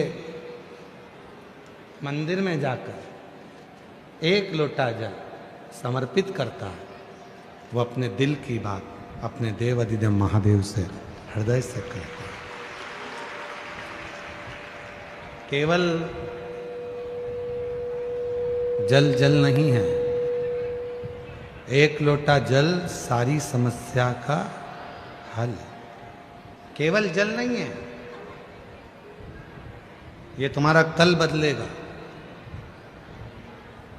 केवल जल नहीं है, तुम्हारा आने वाला कल, शिव को चढ़ाया गया जल एक दिन आने वाला कल बदलेगा जो। और उस दिन तुमको समझ में आएगा कि हमने भगवान को एक लोटा जल चढ़ाया तो उसका फल कितना फल उसका लाभ कितना मिलता है, ये उस दिन समझ में आएगा।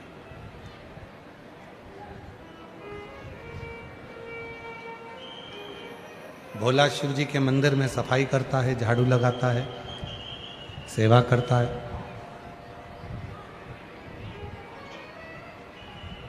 ये शिव के मंदिर में लगा है। और जो बात हमने पहले कथा में कही आज फिर कह रहे हैं,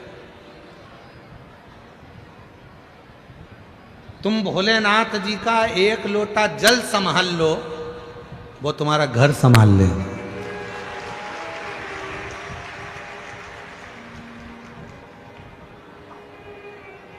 तुम एक लोटा जल संभाल लो, तुम बाबा का एक लोटा जल संभालो, बस उसके मंदिर जाना चालू कर दो, वो तुम्हारा घर संभाल लो। मेहनत में पीछे मत हटो, संघर्ष में पीछे मत हटो। ताने देने वाले ताना देते रहेंगे, अपशब्द करने वाले अपशब्द कहते रहेंगे, गाली देने वाले गाली देते रहेंगे, आड़ा टेढ़ा बोलने वाला आड़ा टेढ़ा बोलता रहेगा, और तुम अपना कर्म करते हो। पीछे मत हटो। मेरे शिव ने, भोला ने मंदिर संभाला, शिव जी ने उसका घर संभाला। 4 दिन के भूखे थे माँ और बहन। जब 4 दिन की भूखी माँ और बहन सोच रही है, विचार रही है कि भाई तो शिव जी के मंदिर में लग गया, हमारा भोजन कौन देगा? और प्रभु आपकी कृपा से सब काम हो रहा है, भोले आपकी कृपा से सब काम हो रहा है। करते हो भोले बाबा, मेरा नाम हो रहा है। करते मेरा नाम हो रहा है, भोले आपकी कृपा से सब काम हो रहा। आपको लगता है आप कर रहे हो, तुम एक लोटा जल चढ़ाना प्रारंभ करो, श्री शिवाय नमस्तुभ्यं बोलना प्रारंभ करो, शिव के मंदिर जाना चालू करो, शिव पुराण की कथा श्रवण करना प्रारंभ करो। बाकी की व्यवस्था वो करेगा। मेहनत करो, परिश्रम करो, फिर उसके हाथ में छोड़ो।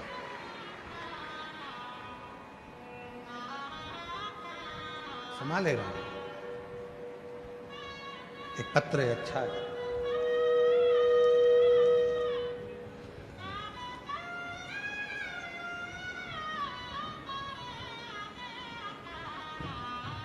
मैं सो मालती बाई सुतार, रसलपुर तहसील रावेर, जिला जलगांव, मेरा मोबाइल नंबर ही है।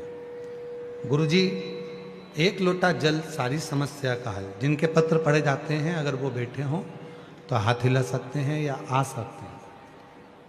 मैं सो मालती बाई सुतार, रसलपुर तहसील सावेर, जिला जलगांव। मेरा मोबाइल नंबर ये है।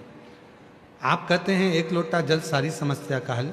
मेरी बेटी कुंवारी दीपाली सुतार 2021 से सरकारी नौकरी की तैयारी कर रही थी, लेकिन कुछ भी अंकों से उसका रिजल्ट रुक जाता था।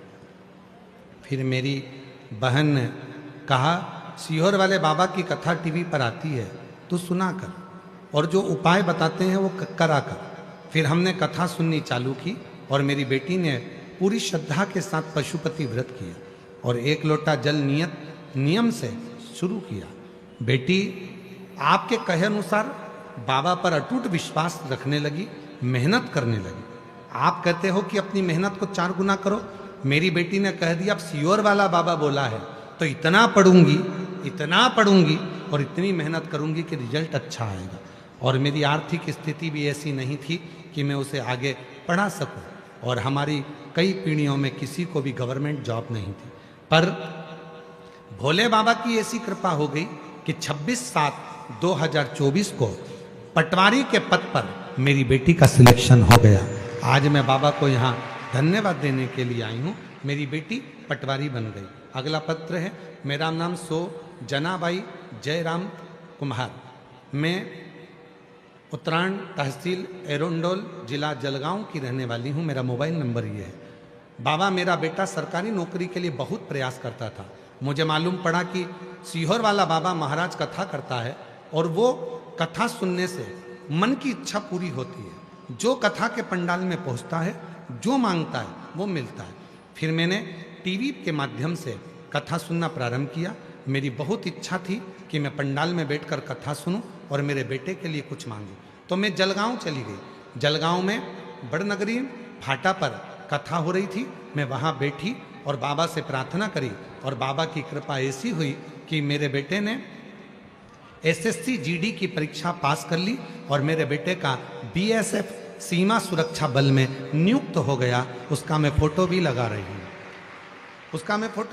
कहीं बैठी हो तो आ सकती हैं। अगला पत्र है, मेरा नाम किरण चंद्रशेखर धूले। मेरे पति का नाम चंद्रशेखर धूले। मैं अमरावती महाराष्ट्र से हूँ। गुरुदेव, 2004 में मेरे पति के नौकरी के लिए 16 सोमवार का व्रत किया, पशुपति व्रत किया और शिवजी की कथा टीवी पर सुनना प्रारंभ करी। बाबा ने ऐसी कृपा कर दी, मेरे पति की सरकारी नौकरी ST में महामंडल में लग गई। फिर मैंने अपनी बेटे ने इंजीनियरिंग कर रखा था, उसके लिए भी मैंने नौकरी के लिए करा।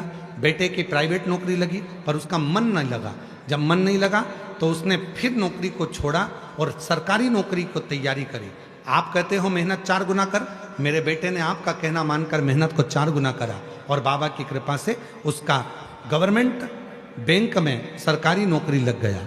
फिर मेरी बेटी के लिए मैंने बेटी एग्जाम दे रही थी, क्लियर नहीं हो रहा था और बेटी ने भी फिर पढ़ाई दम से करी और बाबा की कृपा से उसका भी सिलेक्शन गवर्नमेंट बैंक में हो गया। हमारे यहाँ पति की भी नौकरी सरकारी लग गई, बेटे की नौकरी भी सरकारी लग गई और बेटी की नौकरी भी सरकारी लग गई। ऐसी बाबा की कृपा।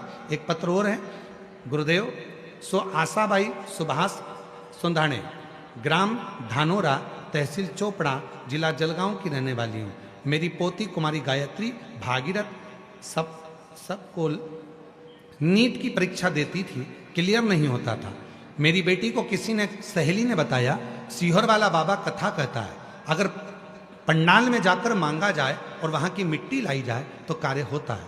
मेरी दादी को मुझे जाने को कहा और मैं पहुँच गई और पंडाल में बरहानपुर में जाकर मैंने विनती करी, वहाँ मिट्टी को नमन किया और बाबा से कहा मेरी पोती का सिलेक्शन नीट एग्जाम में हो जाए। आज बाबा को धन्यवाद देती हूँ कि मेरी बेटी डॉक्टर बन रही है और बाबा की कृपा से डॉक्टर की पढ़ाई कर रही है। मेरी बेटी ने नीट क्लियर कर लिया। मैं बाबा को यहाँ धन्यवाद देने के लिए आई हूँ। अगला पत्र है, मैं पंडरी बिराजदार, गांव खरोसा, तहसील ओसा, जिला लातूर, महाराष्ट्र से हूँ। गुरुदेव, मेरा बेटा 3 साल से सरकारी नौकरी की तैयारी कर रहा था, लेकिन नौकरी नहीं लग रही थी। तब भोलेनाथ ने मेरे बेटे को बाबा ने ऐसी कृपा करी, उसने जल चढ़ाना प्रारंभ करा और बाबा की कृपा से आज मेरा बेटा इंडियन आर्मी टेक्निकल के पद पर नियुक्त हो गया। मैं बाबा को यहाँ प्रणाम करने के लिए आई हूँ। ऐसे ढेर पत्र शिव के हैं, ढेर पत्र। कितना विश्वास! दुनिया को लगता है एक लोटा जल है, नहीं, वो तुम्हारा आने वाला कल बदल देगा। वो एक लोटा जल तुम रोज मंदिर जाओ, रोज बाबा को चढ़ाओ, दिल से प्रार्थना करो, विनय करो, निवेदन करो। जब बाबा से आप दिल से प्रार्थना करोगे, निवेदन करोगे, तो बाबा सुनेगा जो, सुनता जो।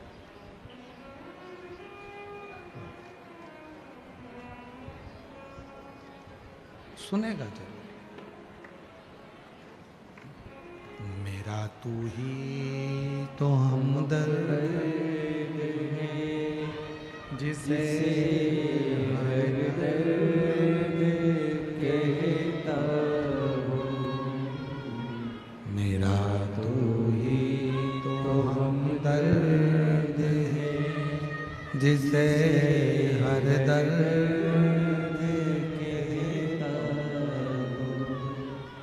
भोला शिव के मंदिर को संभाल रहा है, शंकर भगवान के मंदिर में सेवा कर रहा है, चाकरी कर रहा है, शिव के मंदिर में सेवा में लगा हुआ, चाकरी में लगा हुआ, और उसका घर देवादिदेव महादेव, उसका घर भगवान शिव संभाल रहा। आप उसके आश्रित तो हो।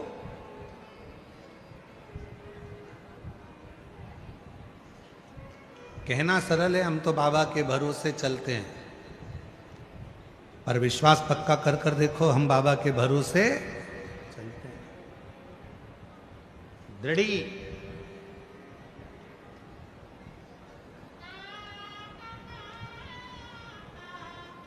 पूर्ण भरोसा।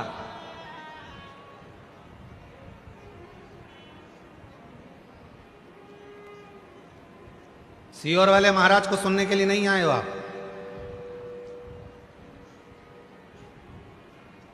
आप उस देव अधिदेव महादेव से बात करने के लिए आए। सीहोर वाले महाराज को सुनने के लिए तो तुम टीवी के सामने भी बैठ सकते हो, पर पंडाल में यदि आए हो तो अपने बाप से, अपने पिता से, अपने दिल की बात कहने के लिए आए हो, अपने मन की बात कहने के लिए, अपने बाप से शंभू, अपने बाप से, अपने पिता से मन की बात कहने के लिए, हृदय की बात करने के लिए, अपने बाबा से अपने मन की बात करने के लिए।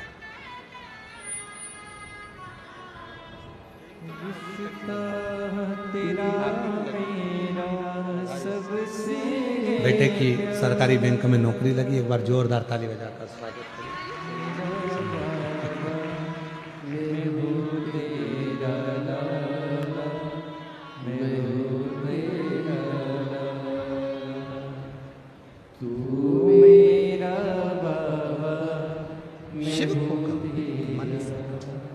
जब हम दिल से बाबा को अपने मन का भाव करते हैं, प्रार्थना करते हैं, विनय करते हैं, निवेदन करते हैं, विनती करते हैं, तो बाबा उसको स्वीकार जरूर करता है, स्वीकार करता है।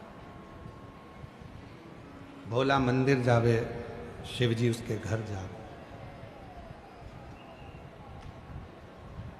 एक भिक्षुक का रूप रख लिया मेरे भोलेनाथ ने, और भिक्षुक का रूप रखकर मेरे भोले बाबा भोला के घर पर पहुंच गए। जिस थाली में भोजन लेकर आई थी बहन, उसी थाली को ऐसा कर दिया मेरे भोलेनाथ ने कि वो थाली खाली ही नहीं होती है और भंडार भरती चली जाती है। शिव उदार है। चंद्रदेव उसको समझ नहीं पाए थे। शिव उदार है, चंद्रदेव उसको समझ नहीं पाए।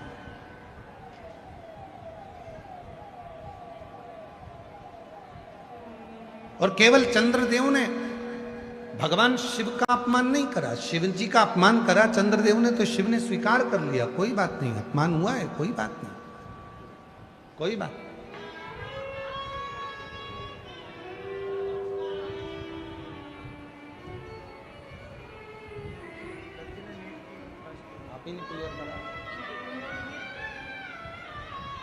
पोती ने नीट क्लियर करा है, एक बार जोरदार ताली बजाएं, डॉक्टर बन रही है।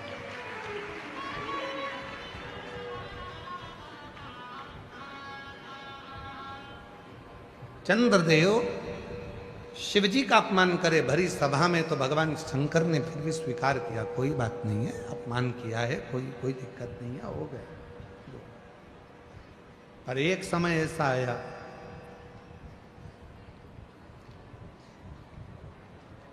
नंदी भगवान शंकर की पूजन में लगे रहते थे, नंदी भगवान शंकर की आराधना में साधना में लगे रहते थे, और चंद्रदेव उनको देखकर हंसते थे।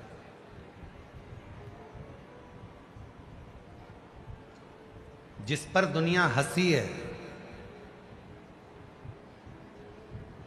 उसी ने कमर कसी है, उसी ने कमर कसी है। जिस पर दुनिया हंसी है, लोग कहें तो तेरा ऐसा हो ही नहीं सकता, तो भरोसे से कहो मैं मेहनत करूंगा, करके बताऊंगा ये होगा। तेरी सरकारी नौकरी नहीं लग सकती, कैसे नहीं लग सकती, मेहनत करूंगा, परिश्रम करूंगा, रात दिन एक कर दूंगा, और शिवजी पे एक लोटा जल चढ़ाऊंगा, लगेगा। परिश्रम, मेहनत।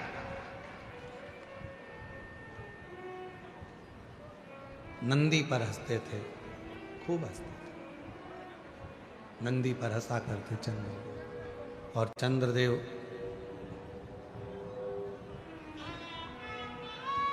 जब नंदी पर हंसते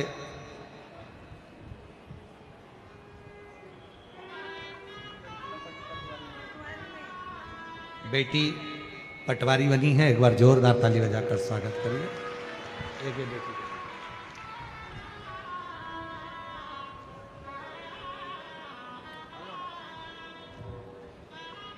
चंद्रदेव नंदी पर हंसते थे, नंदी भगवान शिव की साधना में, नंदी भगवान शंकर की आराधना में लगा। एक दिन चंद्रदेव कभी भी नंदी के सामने नहीं रहे, कभी भी। पर आज जब नंदी भगवान शिव की पूजन की तैयारी कर रहा था, भगवान शंकर के पूजन की तैयारी जब नंदी कर रहा था, तब चंद्रदेव वहां आ गए। जो लोग 16 सोमवार का उपवास करे हैं उनको मालूम है। अगर किसी ने 16 सोमवार के व्रत करे हैं क्या? आप लोगों में से किसी ने करे? हाथ उठाओ जरा, जिनने करें करें। अच्छा, जो 16 सोमवार का उपवास करते हैं वो 16 सोमवार की कथा को जानते हैं। राजा ने रानी से कहा था कि शिवजी के पूजन की तैयारी कर दो, और रानी ने दासी को भेज दिया था पूजन की तैयारी करने की। रानी को दर बदर जगह जगह रानी को ठोकर खाना पड़ी थी। शिव महापुराण की कथा कहती है, भगवान शंकर का चरित्र कहता है। इसीलिए पशुपति व्रत करने वाले जितने भी होते हैं, जो पशुपतिनाथ का व्रत करते हैं, उनसे हम हमेशा एक बात कहते हैं, व्रत आप कर रहे हो तो प्रसाद आप बनो। भले थोड़ा सा आटा सेक लो, घी डालकर, उसमें पानी डालकर, शक्कर डालकर सीरा बना लो, रवा का सीरा बना लो, खीर बना लो, कुछ नहीं तो मीठा पुआ बना लो, कुछ नहीं तो मीठा भजिया बना लो, कुछ नहीं तो मीठा गुलगुला बना लो, कुछ नहीं तो मीठा पुआ बना लो, कुछ नहीं पूरण पोली बना लो। पर अपने हाथ से जो पशुपति व्रत करने वाली माताएं होती हैं, बेटियां होती हैं, बेटे होते हैं, शिव पुराण कहती है जब आप पशुपतिनाथ का व्रत करें तो अपने हाथों से भगवान का भोजन तैयार करें, अपने हाथ।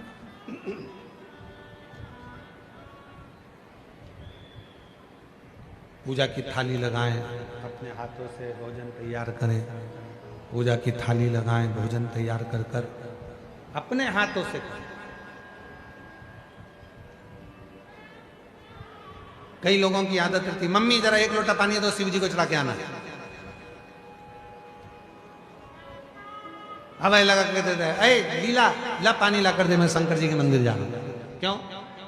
खुद जाओ, एक लोटा जल लो, भरो और फिर चढ़ाओ। शिव स्वीकार करेंगे। स्वयं अपने को करना, स्वयं अपने। फिर वही वाली बात आ गई, खांसी अपने को चली है तो खांसना अपने को ही है, छींक अपने को आ रही है तो छींकना अपने को ही है, भूख अपने को लगी है तो भोजन भी अपने को ही करना।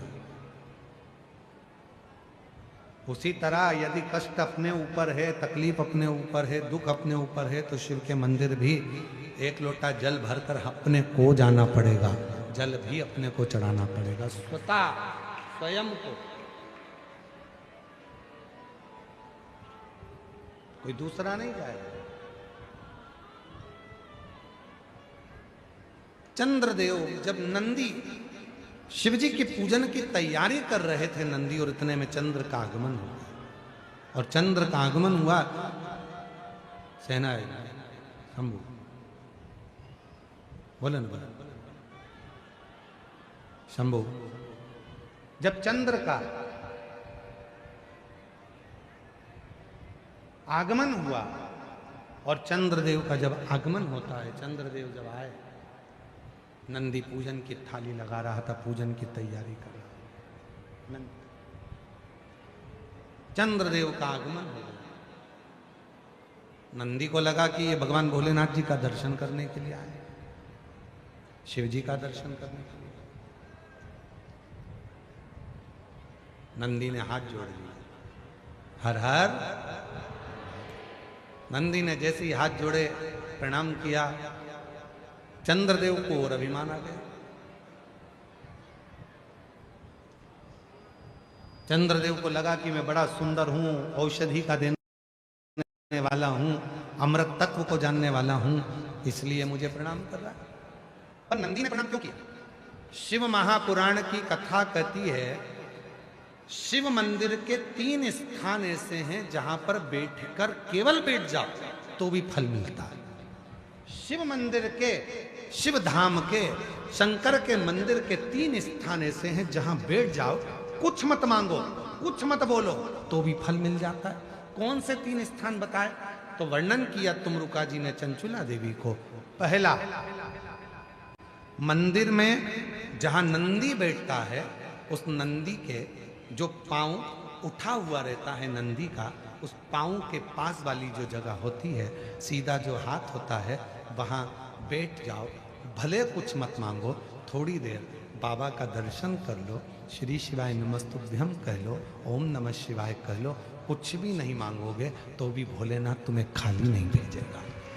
3 स्थान बताए, 3 स्थान बताए। पहला स्थान है नंदी के पास, जो चरण उठाए, चरण उठा मतलब नंदी उस चरण के माध्यम से आपके कष्ट को मिटाने के लिए शिव को बिठाकर तुम्हारे दरवाजे तक लाए। पहला। दूसरा, जलाधारी, समझिएगा जरा, थोड़ा ध्यान दीजिएगा कथा में। जैसे ये शिवलिंग है, ये जलाधारी है गोल, ये पानी जहां से बहकर जाता है, जहां से भी बहकर जा रहा है, आपको उससे मतलब नहीं, बस जलाधारी जो पानी बहकर जा रहा है, इस जलाधारी के ठीक विपरीत दिशा में, उत्तर में पानी बह रहा है तो दक्षिण में आप बैठे। ये जलाधारी जिस साइड बह रही है उसी ओर मुख कर कर आपको इधर बैठना है, इधर मुख कर कर, शिवलिंग की ओर मुख कर कर। ये दूसरा स्थान बताया।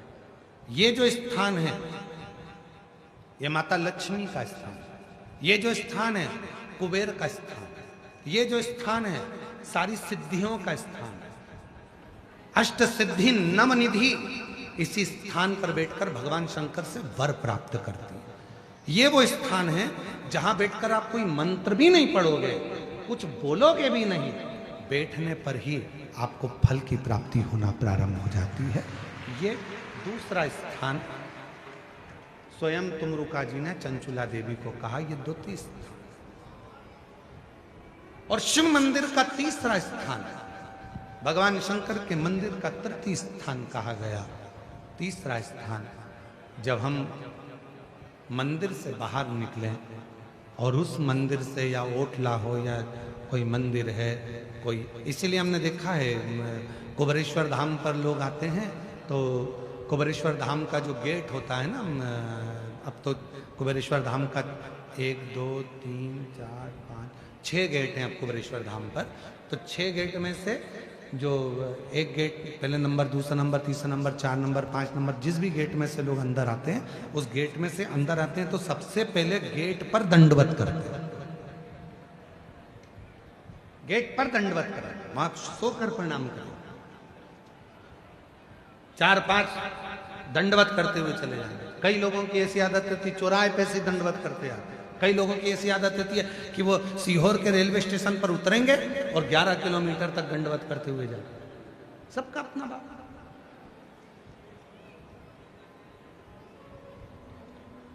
और हम आप लोगों को सुनकर खुशी होगी कि कुबेरेश्वर धाम के प्रांगण में, कुबेरेश्वर धाम के प्रांगण में 4 नंबर और 5 नंबर गेट से आप कुबेरेश्वर धाम के मंदिर के अंदर ही अपनी गाड़ी खड़ी कर सकते हैं निःशुल्क।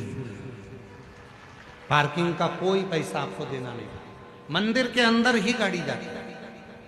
बस आपको 4 नंबर 5 नंबर गेट पे पहुंचना है और वहां से मंदिर को अंदर गाड़ी को प्रवेश करो। बड़ी बड़ी बसें भी लगाने के लिए हमने वहां पर सुविधा कर दी है कि बसें अंदर खड़ी हो जाएं, सब अपना भोजन बनाएं, वहीं पर खाएं। जिसको भोजन बनाना है भोजन बनाए, नहीं तो भोजन तो बाबा का भंडारा चलता है सबके लिए। कोई बस का शुल्क नहीं लगना है, तुम्हारी गाड़ियों का शुल्क नहीं लगना। मंदिर प्रांगण में 4-5 नंबर गेट से अंदर करेंगे, गाड़ियाँ निःशुल्क पार्किंग आपको वहाँ प्राप्त होगी। किसी को रुपया देने की जरूरत नहीं, 1 रुपया भी। आराम से आप लोग वहाँ गाड़ी खड़ी करें, रुद्राक्ष लें, खाओ पियो, बाबा के घर आयो, अपने पिता के घर आयो, भजन। कोई नहीं।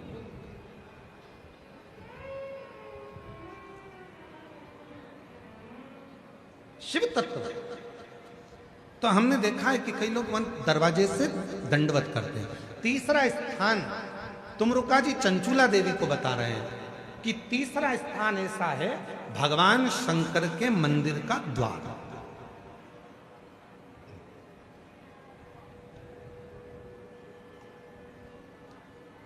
शिव मंदिर का द्वार।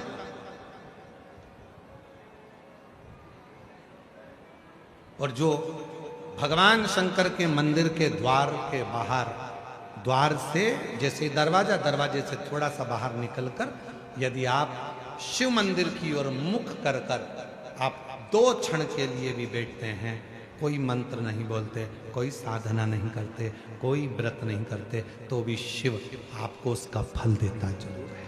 3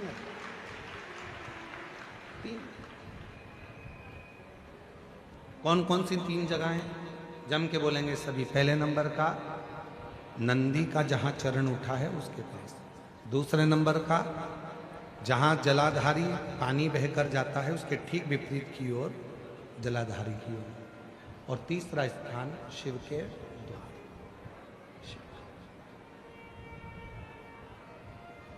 फल जैसे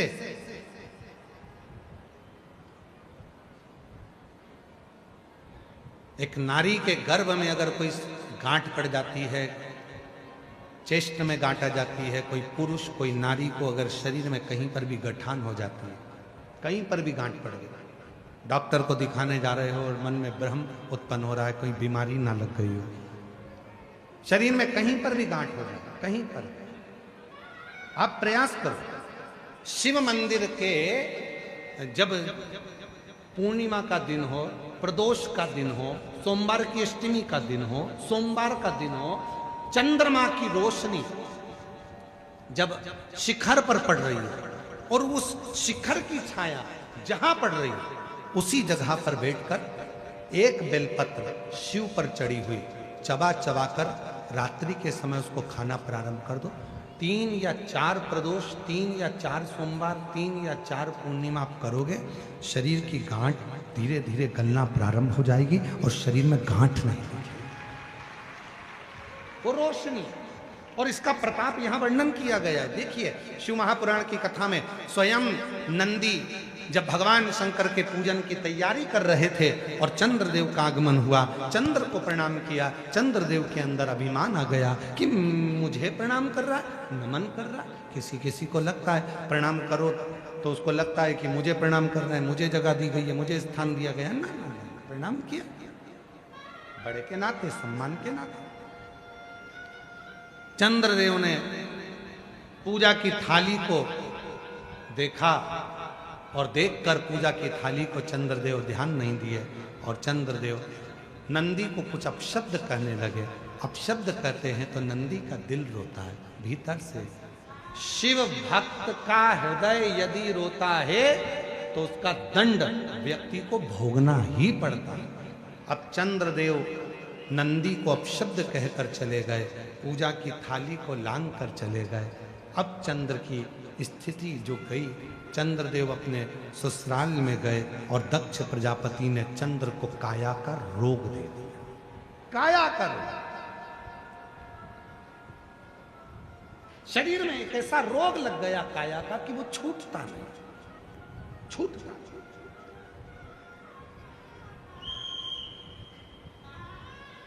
कई बार बच्चे जन्म लेते हैं, बुद्धि का विकास नहीं हो पाता, शरीर का विकास नहीं हो पाता, हाथ पैर से कमजोर रहते हैं, पलंग पर सोए रहते हैं, बॉडी काम नहीं करती है, बच्चे चल नहीं पाते हैं, दौड़ नहीं पाते हैं, बैठ नहीं पाते हैं, भोजन नहीं कर पाते हैं, सुन नहीं पाते, बुद्धि का प्रयोग नहीं कर पाते।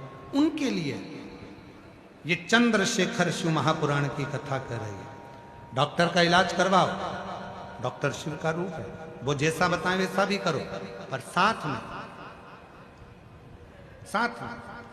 एक चावल का दाना,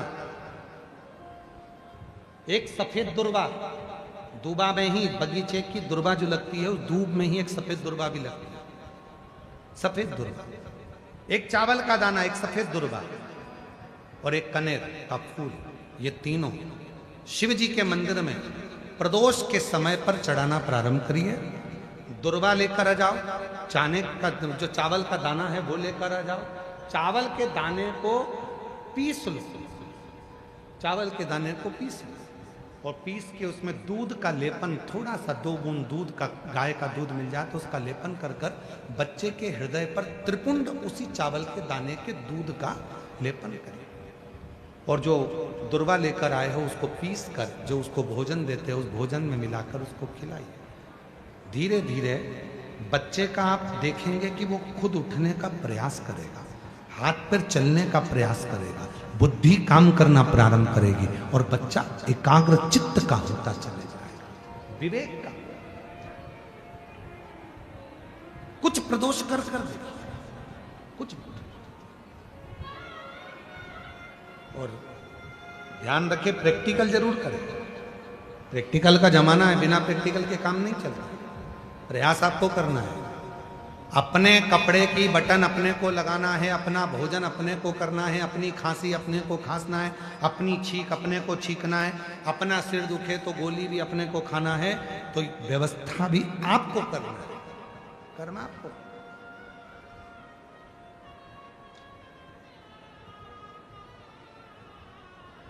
शिव भक्त का तो केवल उतना काम है कि आपके सम्मुख में आकर शिव की चर्चा का स्मरण, शिव चर्चा,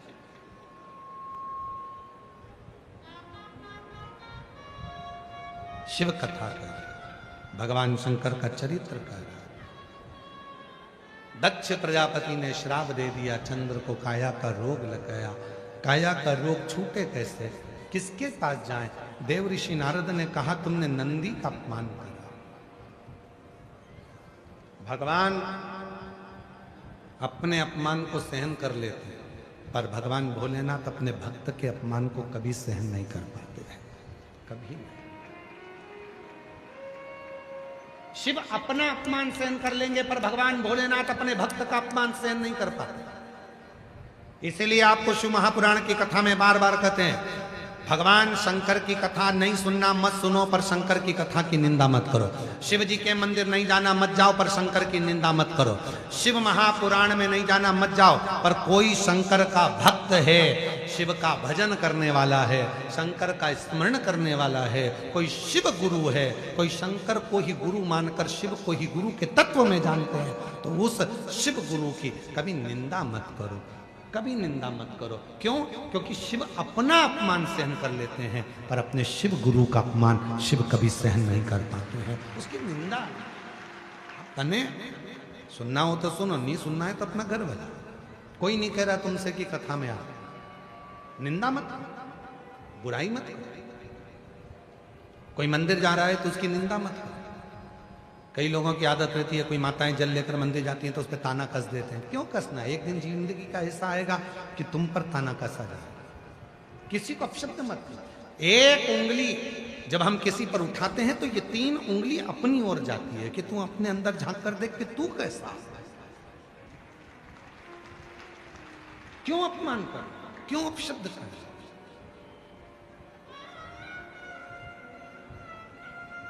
महाराज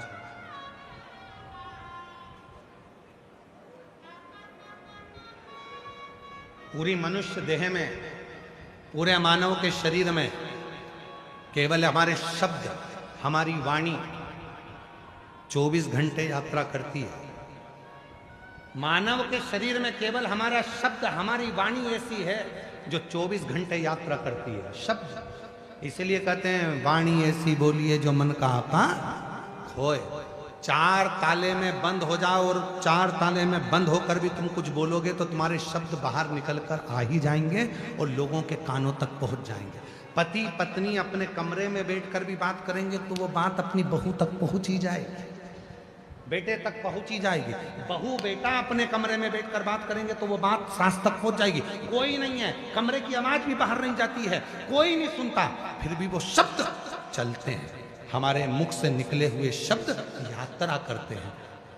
कथा हम यहाँ बाँच रहे हैं भुसावल में, पर यह कथा जिसने नहीं भी सुनी होगी तो भी एक ना एक दिन ये शब्द चलकर किसी के भी माध्यम से पहुँचेंगे, लोगों के कान तक पहुँच ही जाते हैं। शब्द चलते हैं, शब्द यात्रा करते हैं, वाणी यात्रा करती है, शब्द चलते हैं और ये वो यात्रा करते हैं।